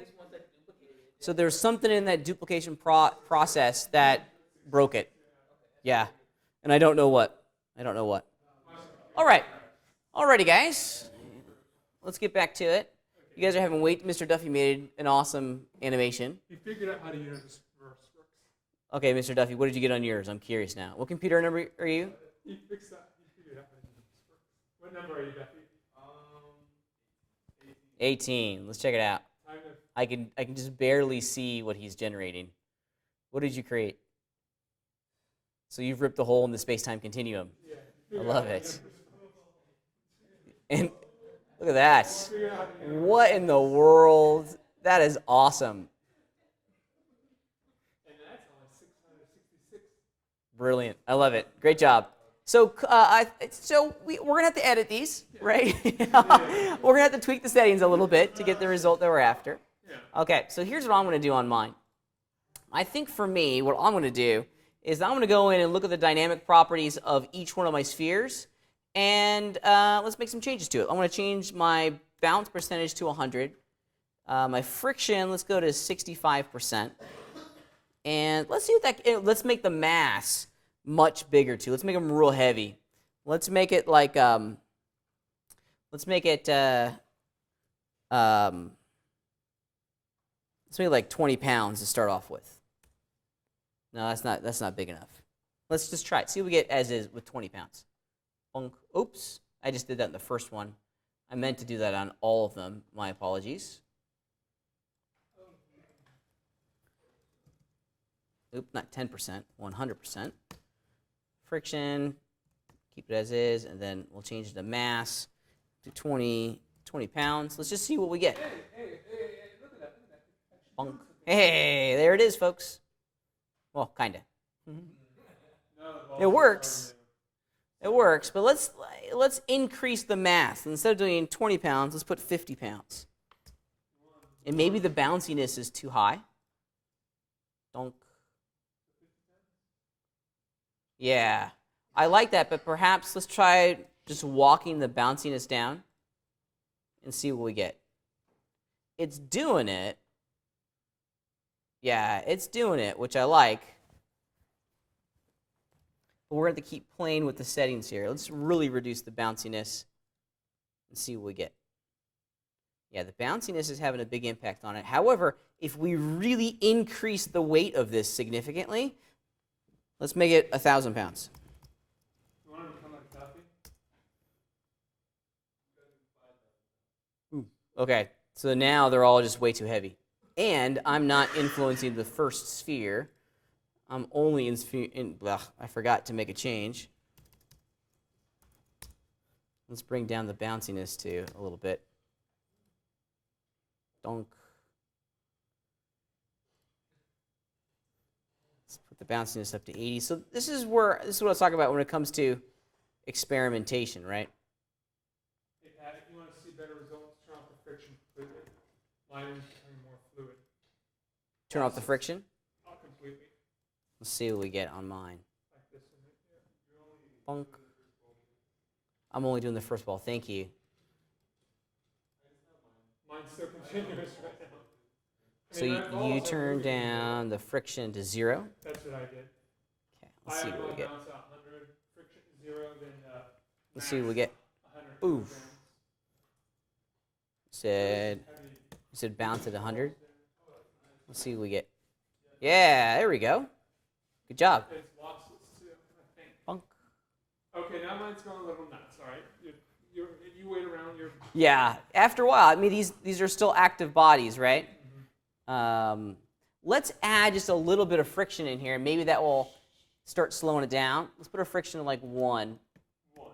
Yeah, sometimes even just a little bit of friction will change the simulation enough. I think mine's a little too far gone for any of that because the middle balls are already everywhere. There it is.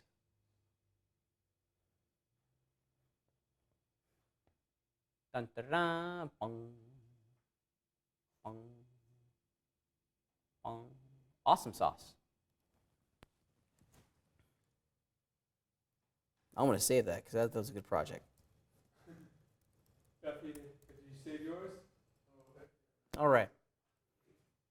Yoink. Has everyone at least gotten this to work with a point constraint? I'm sorry. Point constraint. Get this to work. Now keep in mind the height of your point constraint in relationship to your sphere is going to change the animation, right? Getting it to work, Alan? Yep, getting it? Okay. If you're not getting it to work, just crowdsource your questions. We're all here to help. Yeah, I'm coming. Is there a way to use match position to align the trigger point to the constraints? Sure, if you'd like to do that, that's fine. I select a trigger point. The pivot. Oh, whoa. What are you doing with the pivot? To align the constraint. Oh no, we don't have no. With this, we don't change the pivot point on the sphere, right?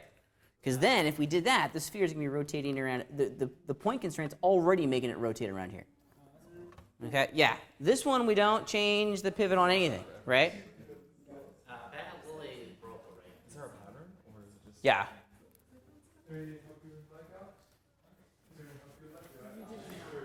Vince has got it. Great job. Yeah, there's a lot of interior movement in there. Yeah, like That's okay. it'll just kind of like bounce away. Yeah. It might just be like colliding. And they may be too close to each other? Yeah. Yeah, Vince ran into something that I ran into. I like it, David. Did it do that or did you do that, where it came all the way around? Awesome. Vince ran into something that I ran into before when I was prepping. If your spheres are really close to each other, they're going to knock into each other the moment the simulation begins. Before that first ball even comes down and strikes the rest, they're going to start bouncing around, okay? So one of the things that you could do, okay, is start spreading them out.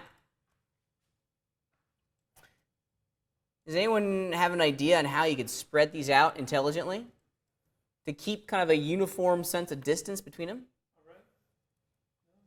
I want to use a fall off.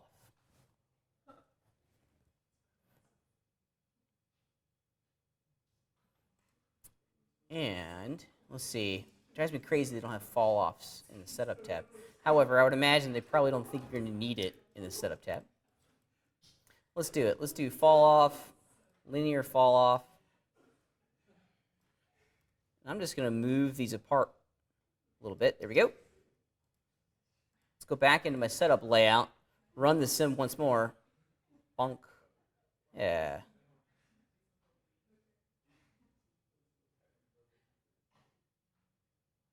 Pretty cool.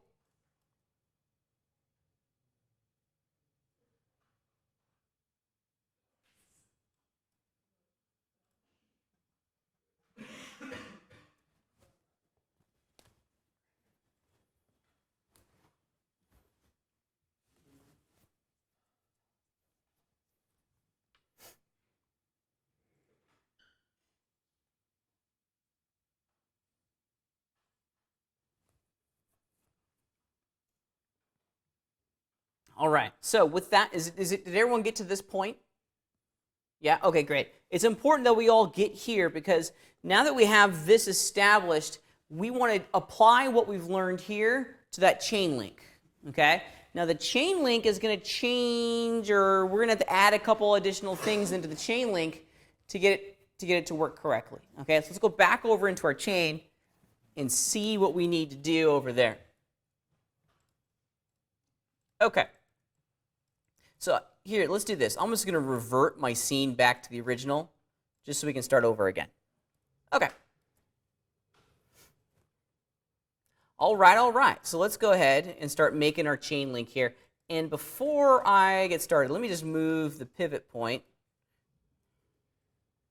for my chain link up. There we go. Something like that. Awesome. You could also move the center point in this particular situation, but I like moving the pivot point. And I'm going to do one for you guys, but it's going to be your job to do the rest for your wrecking ball assignment. Okay? So let's go ahead and duplicate this, and we'll bring it down just like we did on our first chain link assignment. Rotate it, bring it up some.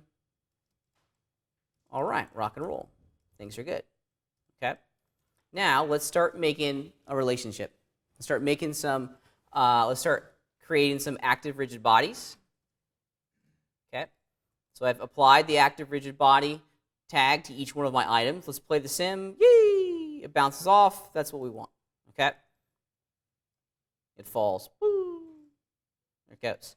Now I'm not too concerned at the moment that they're bouncing off each other, because I know I can fix that, right? Does anyone know the solution to this? Why do they pop out like that? It's the collision type, right? Right now, it's set to multi-hull. Let's open up our debug preferences in our global solver and just take a look at that. What does that look like when we play the sim? Yeah, look, it's only registering the outside. Oops, I did the wrong scroll wheel. Yeah, it's not doing the inside. Okay, so that's our issue. It's not, and that's why they're popping off. Let's change the dynamic collision shape to mesh. Yay, and they stick inside of each other. They don't break apart. Okay, so bug number 1 fixed. All right, now that we've made a relationship dynamically between the two chain links, let's start pinning them to each other. Okay, or excuse me, making those point constraints to each other. Okay. So I'm going to grab that first one, create a point constraint. Now this first point constraint is going to be the location of the pivot for the chain itself. Okay?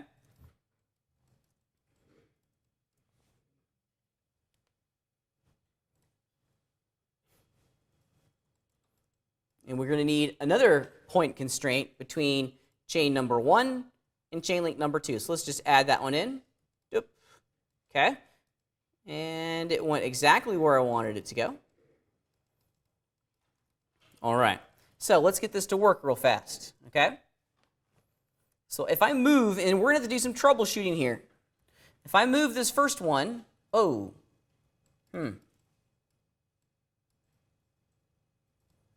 that's no fun. Whoa. Yowzers, okay. Now, let's define both the problem and the solution, okay? Now, without the simulation on, we can take a look at what we're creating here and begin to figure this out. Yeah? Like mine?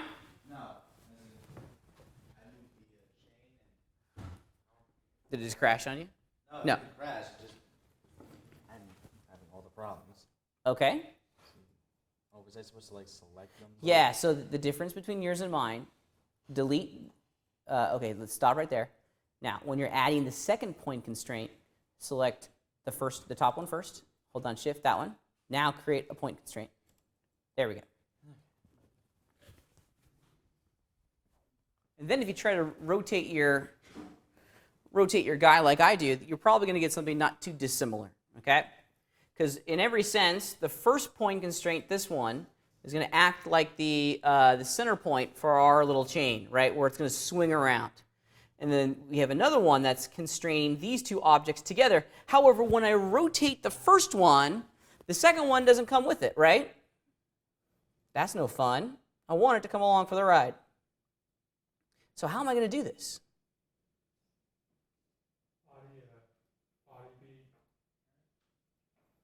So there's a couple things we need to do, and I heard someone say, and you're absolutely right. Not that one. Someone said parent. Yeah, we need to start making some direct relationships between the chain links themselves. Okay? So I'm going to go back in time for a second here.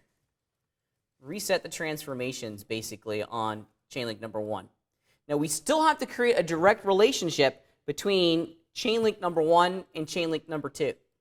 So let's change our drop action to parent in place. Okay?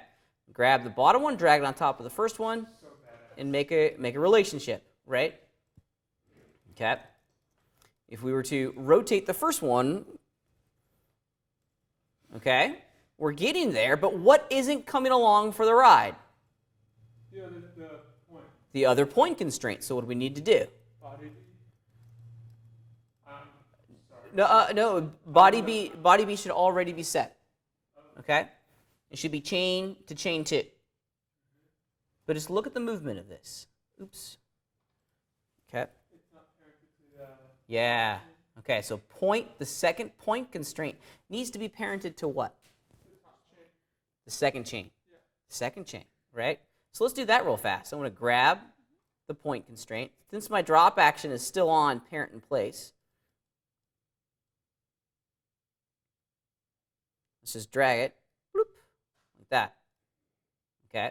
And if you look at my hierarchy, here's the initial one, here's the second one, and then the second point constraint is parented to number 2, chain link number 2. So if I were to rotate it, yeah, that's what I'm after, man. Okay? They all move as a unit.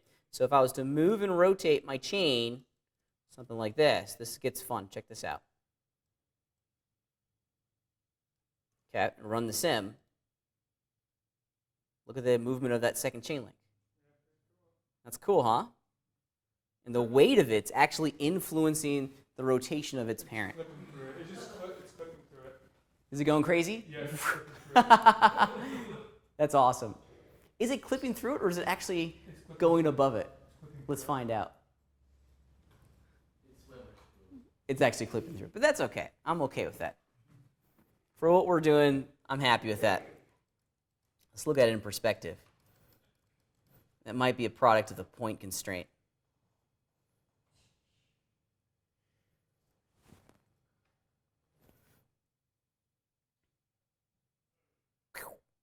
That's okay. Now, what's cool about these point constraints is that we can actually make them breakable. We can actually tell them to kind of disconnect after a certain point. I don't know what that value is. The initial value is 1.0. Let's put it to 5 and see what we get. So when things start whipping around, let's see, is it going to break? I may have it too high. Uh-oh, things are... That's good. That's fine. That rotation is organic, right? Things are starting to calm down a little bit here. Let's make the stress point. Let's put it at 1.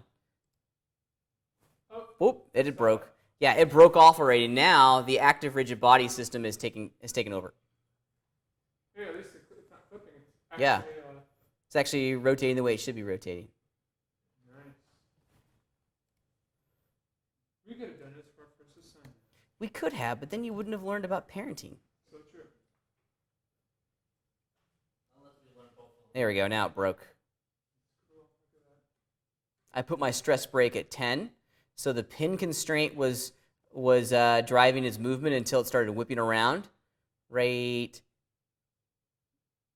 there. See how it went black? That means it broke. Let's put this to 15.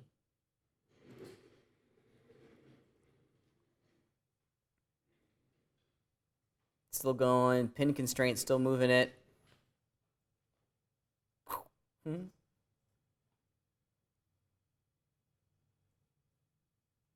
That's pretty great. Oh, now it's stuck. No, it broke. The pin constraint broke. Now, let me ask you, Pat, this is going to be one of our assignments, right? The new chains. You got it. Now, let me ask you, are we going to have to cache this animation, or is it simple enough we won't have to do that? I think it's going to be simple enough that you won't have to do it. Okay. So, put this into practice a little bit. Let's think through the rest of this sequence. I've given you basically the framework for everything that you need to do your wrecking ball assignment. Let's talk through it, because sometimes when you talk through it, you'll be able to very quickly zero in and understand pretty directly what you need to create in order to generate the solution that you're after. Okay? So we're going to have to make a brick wall, right? And then we're going to crash a wrecking ball through that brick wall, right? With that said, what do we need to make? A lot of bricks, okay? How are we going to make, so we need a lot of bricks. We need some sort of wrecking ball, which is going to hint, hint, nudge, nudge, use a chain. So we're going to make a chain, constrain all the links of the chain together. How are we going to make that brick wall? Oh, yeah. What is going to be individually? The bricks, okay? How could you very quickly create individual bricks? Yeah, we don't want to use copy paste, right? How could we very quickly do it? Array. Array is a good tool to use, right? Because array is going to make a grid. And let me show you what I'm talking about. Just give me 2 seconds, okay? So the array command is pretty fantastic, right? Because if we started off with a brick, and let's just pretend that this is a brick, okay?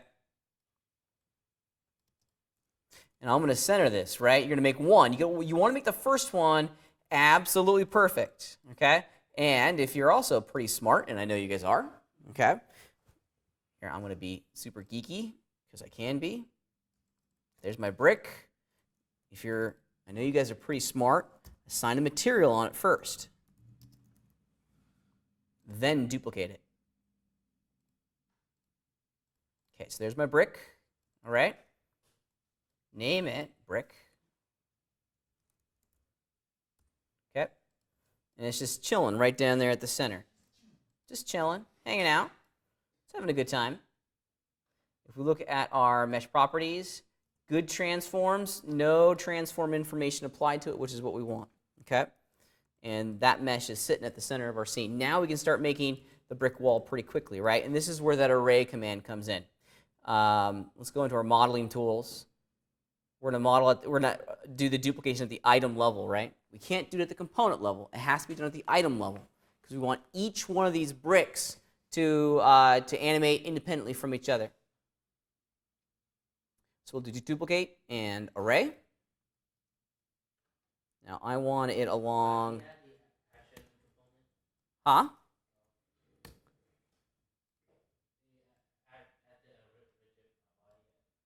Yeah, you can certainly add that on now if you'd like to. Jitter. Jitter, what's that for? Jitter? Yeah. Jitter XYZ. What is that? going to jitter them. Going to randomly change the locations a little bit. All right. Yep. Fracture the bricks. Fracture bricks. Yeah. Okay, so here's my very crudely created brick wall, right? However, I really don't like the position of these items in here. What am I going to do? Does anyone have an idea? You're going to offset. Offset them. You got it, because a brick would actually look like this, right?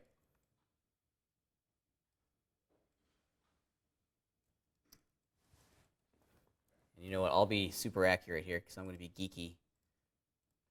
Oops. Oh no, that sounds bad.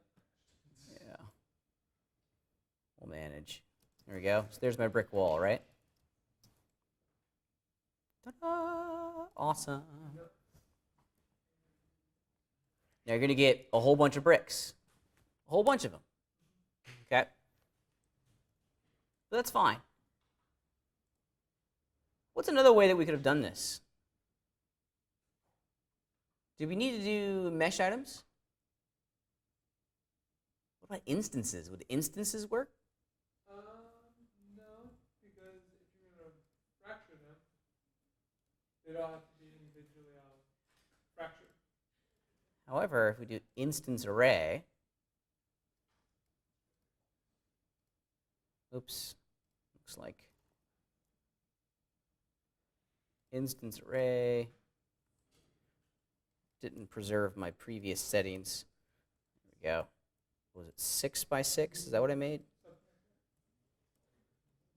Okay, there we go. Now I can select all the instances. And what's the benefit of working instead of an instance workflow versus a mesh item workflow? Yeah, go ahead. You're always referring to one of the originals. Yes. You have- So geometrically, they're always going to be referencing the original, right? Yep. Okay. Makes it a little bit easier to work with. Any change that we make to the original will immediately get propagated to all of its instance clones, right? As an example. I can grab that one and change the shape here. You can see all the instances update at the exact same time. Coolio. Neat, huh? But they can also be members of a dynamic simulation too. And I can simulate that pretty quickly. And they'll all be affected individually. Yeah. Whoa. Make them all active rigid bodies. Okay. There we go. Now, so if I start my sim, what's going to happen? They're all going to fall. Bye. Let's, oh, that was lovely. That banging sound turned off. Let's give it a good ground plane to sit on.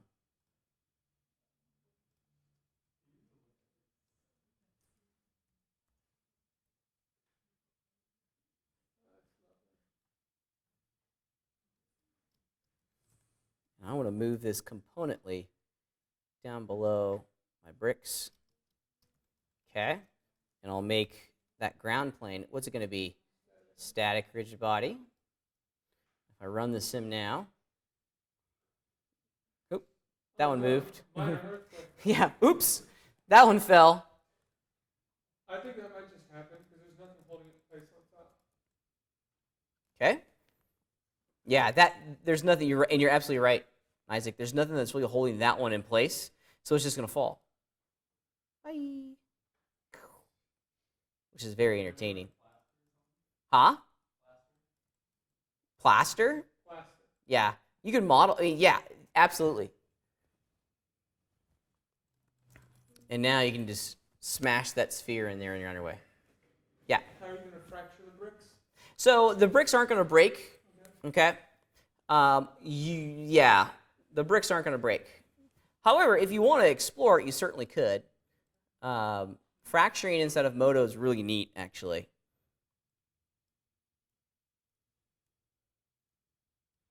My sphere is tiny.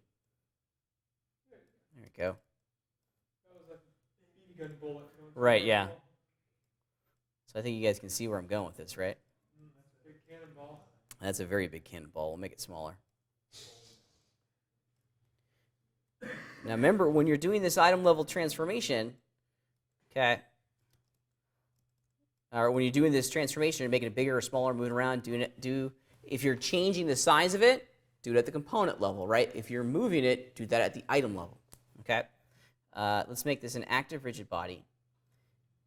Let's go into the dynamic tab real fast, and I'm going to give it a little bit of push. Looks like it needs to be on the negative Z based on how I've created my scene here. So impulse, let's put this at 1. See how that changes things. Not enough. Oh, it needs to be, let's do negative 20.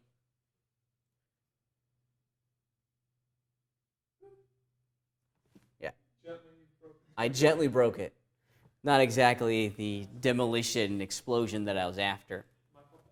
But it definitely, negative 40. Let's see.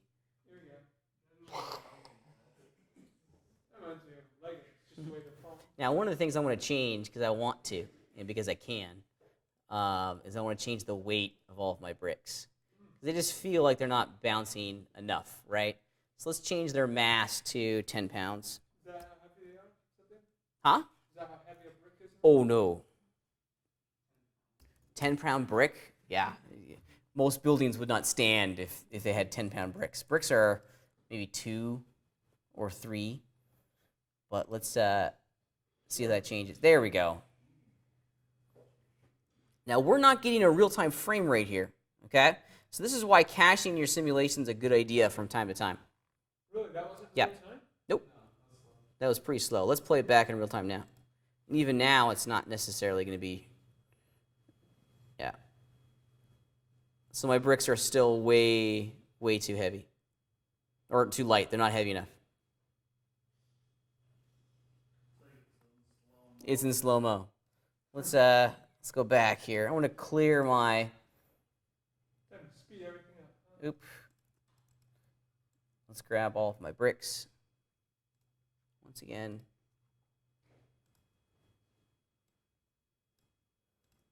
Let's make it 50 pounds. There we go. And they probably don't need to be very bouncy. Let's see what that gives me. No, you didn't clear it, remember? Huh? You didn't clear cache. I think I'm... Let's... Here we go. It's awesome. I like how they're sliding. Yeah. It's good stuff, huh?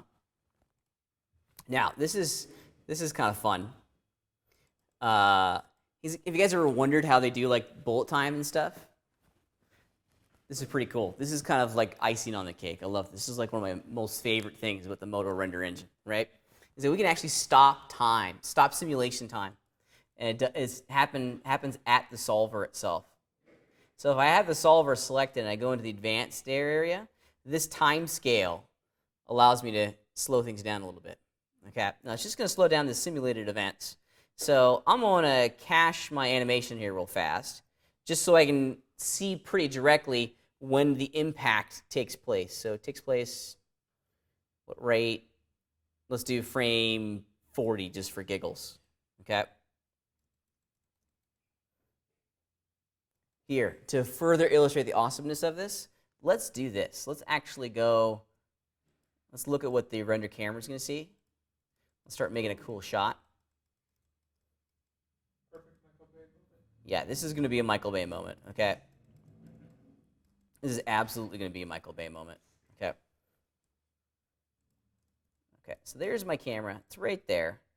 Let's do this.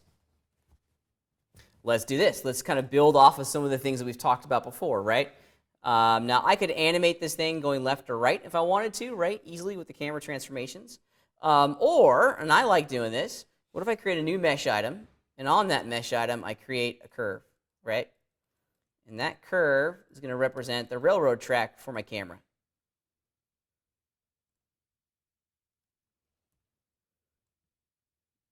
There we go. Let's move that curve back some. It's just way, way too close. Awesome. Now I can path constraint those two objects to each other, right? Path constraint. Okay, and if I select that path constraint, go and look at its properties, I can change the axis. So it's doing the right thing, but we want it to be the opposite side. There we go. And now the path percentage allows me to animate it going that way. Cool. We'll roll. That's up and down. I think. Yep. You know what I'm going to do as an alternative. Manually do it. Nope. I'm still going to do this, but I'm going to path constraint a locator instead of the camera. Boink. Okay, so the locator's on there now. And then I'm just going to parent. I'll do a, let's see, do I want to do a parent or a position constraint? Parent if you want more control, position if you want to be stuck forever. Let's just do a position constraint, because really all I need to do, or all I'm looking to do is rotate this, is animate its rotation parameters, right? All right, so now it's as easy as going into the path constraint, animating its path percentage. Oops, my playhead was not where I wanted it to be. There we go. So we'll put a keyframe on path percentage there, and then by the time it gets to 120, I want it to be at the end of its path, which is over here. However, I want to go into the camera and animate its local rotation around the Y, so it's always looking at my wall, right? That's where I want it to be there. And on frame 1, I want it to be looking, maybe I have it track the, yeah.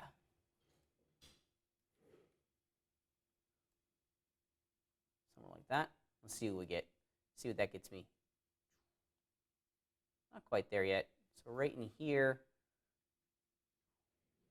I need to start rotating it even more because I wanted it to be looking at. Let's see what that gets me. Okay. That's pretty epic and cool, right? That's a good start, right? If you play back the camera now, you can kind of see the building begin to fall apart. All right. However, let's stop time. Oh, no. Let's stop time. This is where it gets fun. Now that I've kind of done my camera blocking, let's make a really fun effect. And that fun effect can absolutely and should be done inside the actual camera solver. Okay? Inside the camera solver properties, we have a really cool setting here called time scale. And this is how we get to do like the bullet time effects, right? It's only going to affect the simulated elements within inside the scene. And I think, was it right around there, right around frame 30, right about, because bullet time happens usually like after an impact. So let's keep the math easy. At frame 35, we'll keyframe time scale. And over the course of 5 frames, we'll dump it down to 0. Okay? Watch what happens now. This will be fun. Not a single thing. Why didn't that work? That should have done that. Oh, boo. Yeah, once it goes down to 48, that should have, unless they've changed something. That used to be how you do. Global deactivation time, 48. Yeah, I don't know.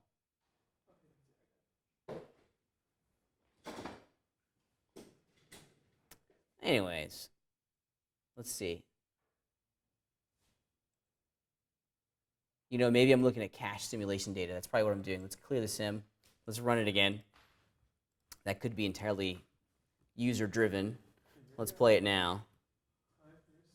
There it is. Yeah, I was holding on to sim data.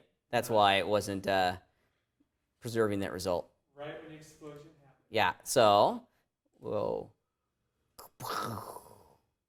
And then always in a Michael Bay movie, seemingly right here, it starts back up again, right? So we'll do another ramp back in. Over the course of 5 frames, it'll go back to 100%. Let's run the sim, cache all that information again, so at least we're kind of seeing it in real time.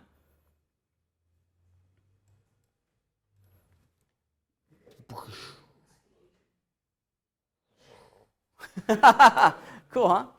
That's probably how he does it, you know? That's probably it. Look at that. I know, right?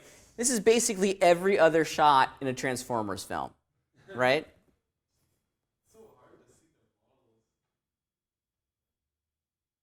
The crew at ILM does a really great job on the Transformers films. If you look at the actual visual effects and the modeling that they do, it's pretty top-notch. Love or hate the story.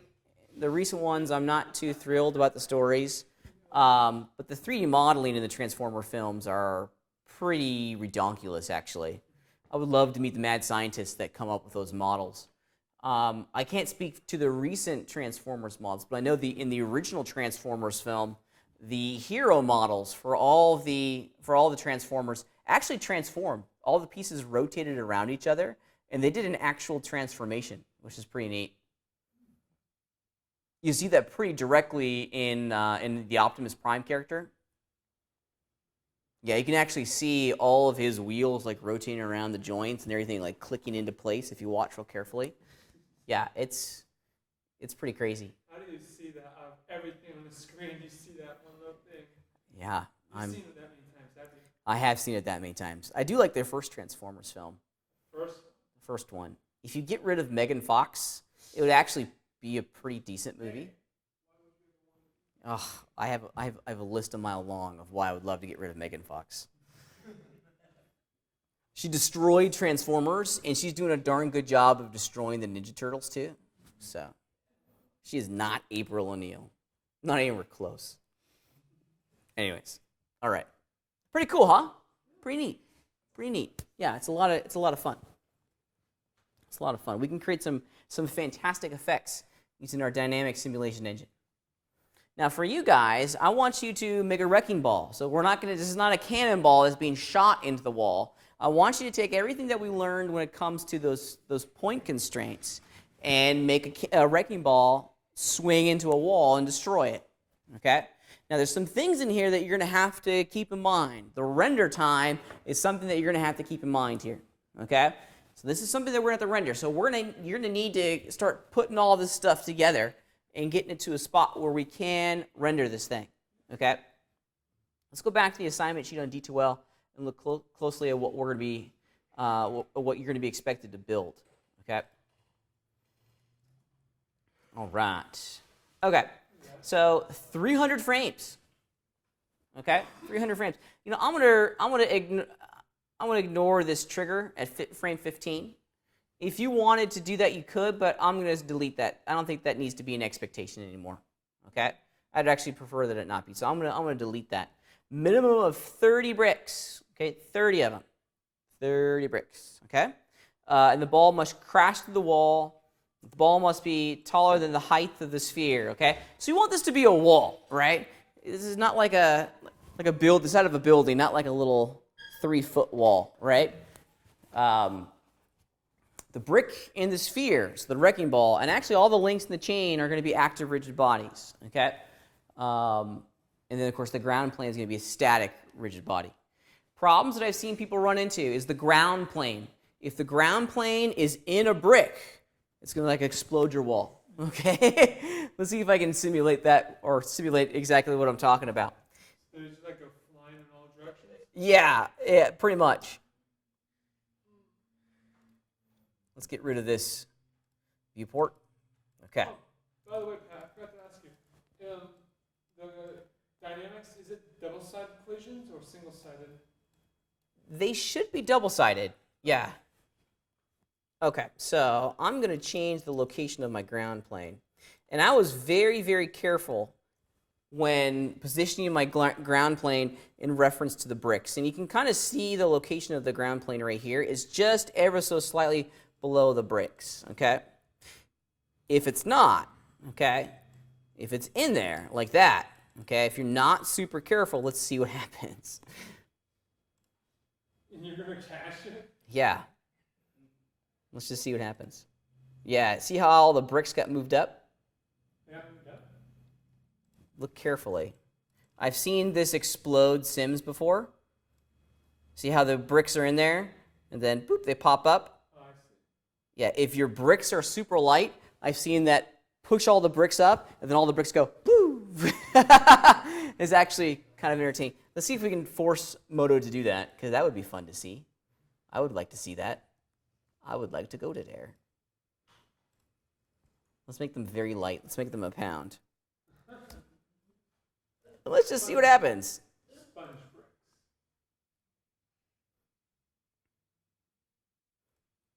Yeah. In my case, it's nothing too bad, but be careful with that. Be real careful, okay? Other problems that I see people having is they try to make it one wall. Remember, these are a whole bunch of individual bricks that we're going to make into a wall, okay? The array command does a darn good job of helping you do that, okay?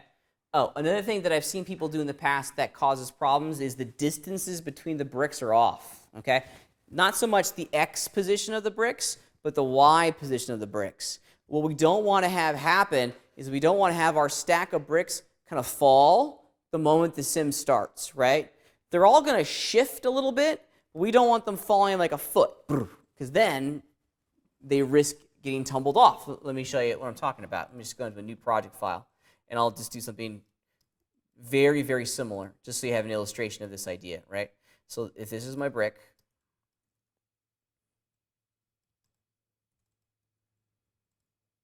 okay, go. Let's also make a ground plane here.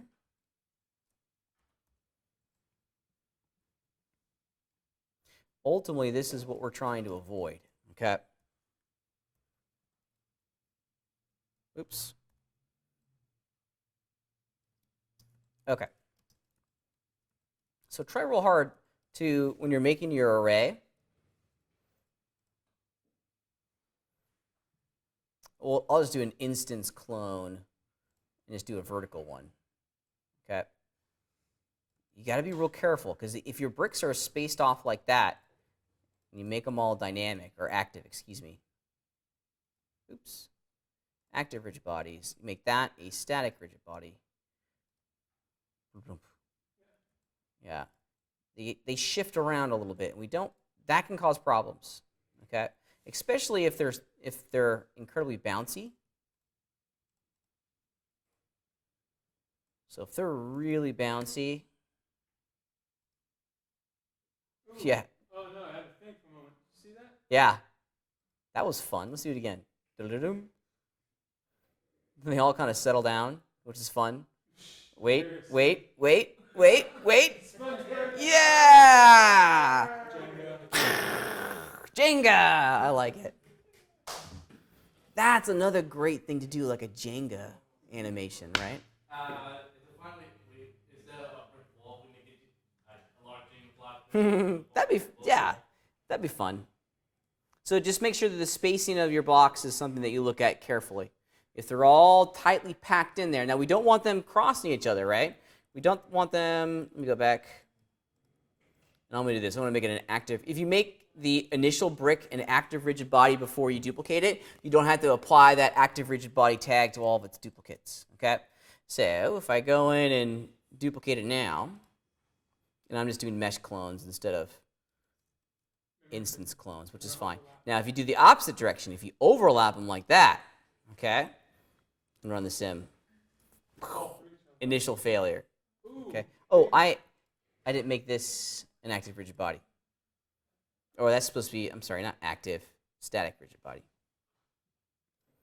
Yeah, I've also seen problems with that, because they try to pop out, and sometimes in that popping out process, they'll get twisted a little bit, and it'll cause the wall to fall over, okay? So keep that in mind, too. Keep that in mind. Those tend to be the big problems that I see folks running into with this assignment, okay? And don't forget about the render. Don't forget about that render. It's going to take some time for the computer to render all these frames. You're actually making a 300-frame animation. It's a 10-second animation, okay? So have fun with it, all right? 10 seconds. Yeah. I thought we're running at 24 frames per second. So it's more than 10 seconds. Oh.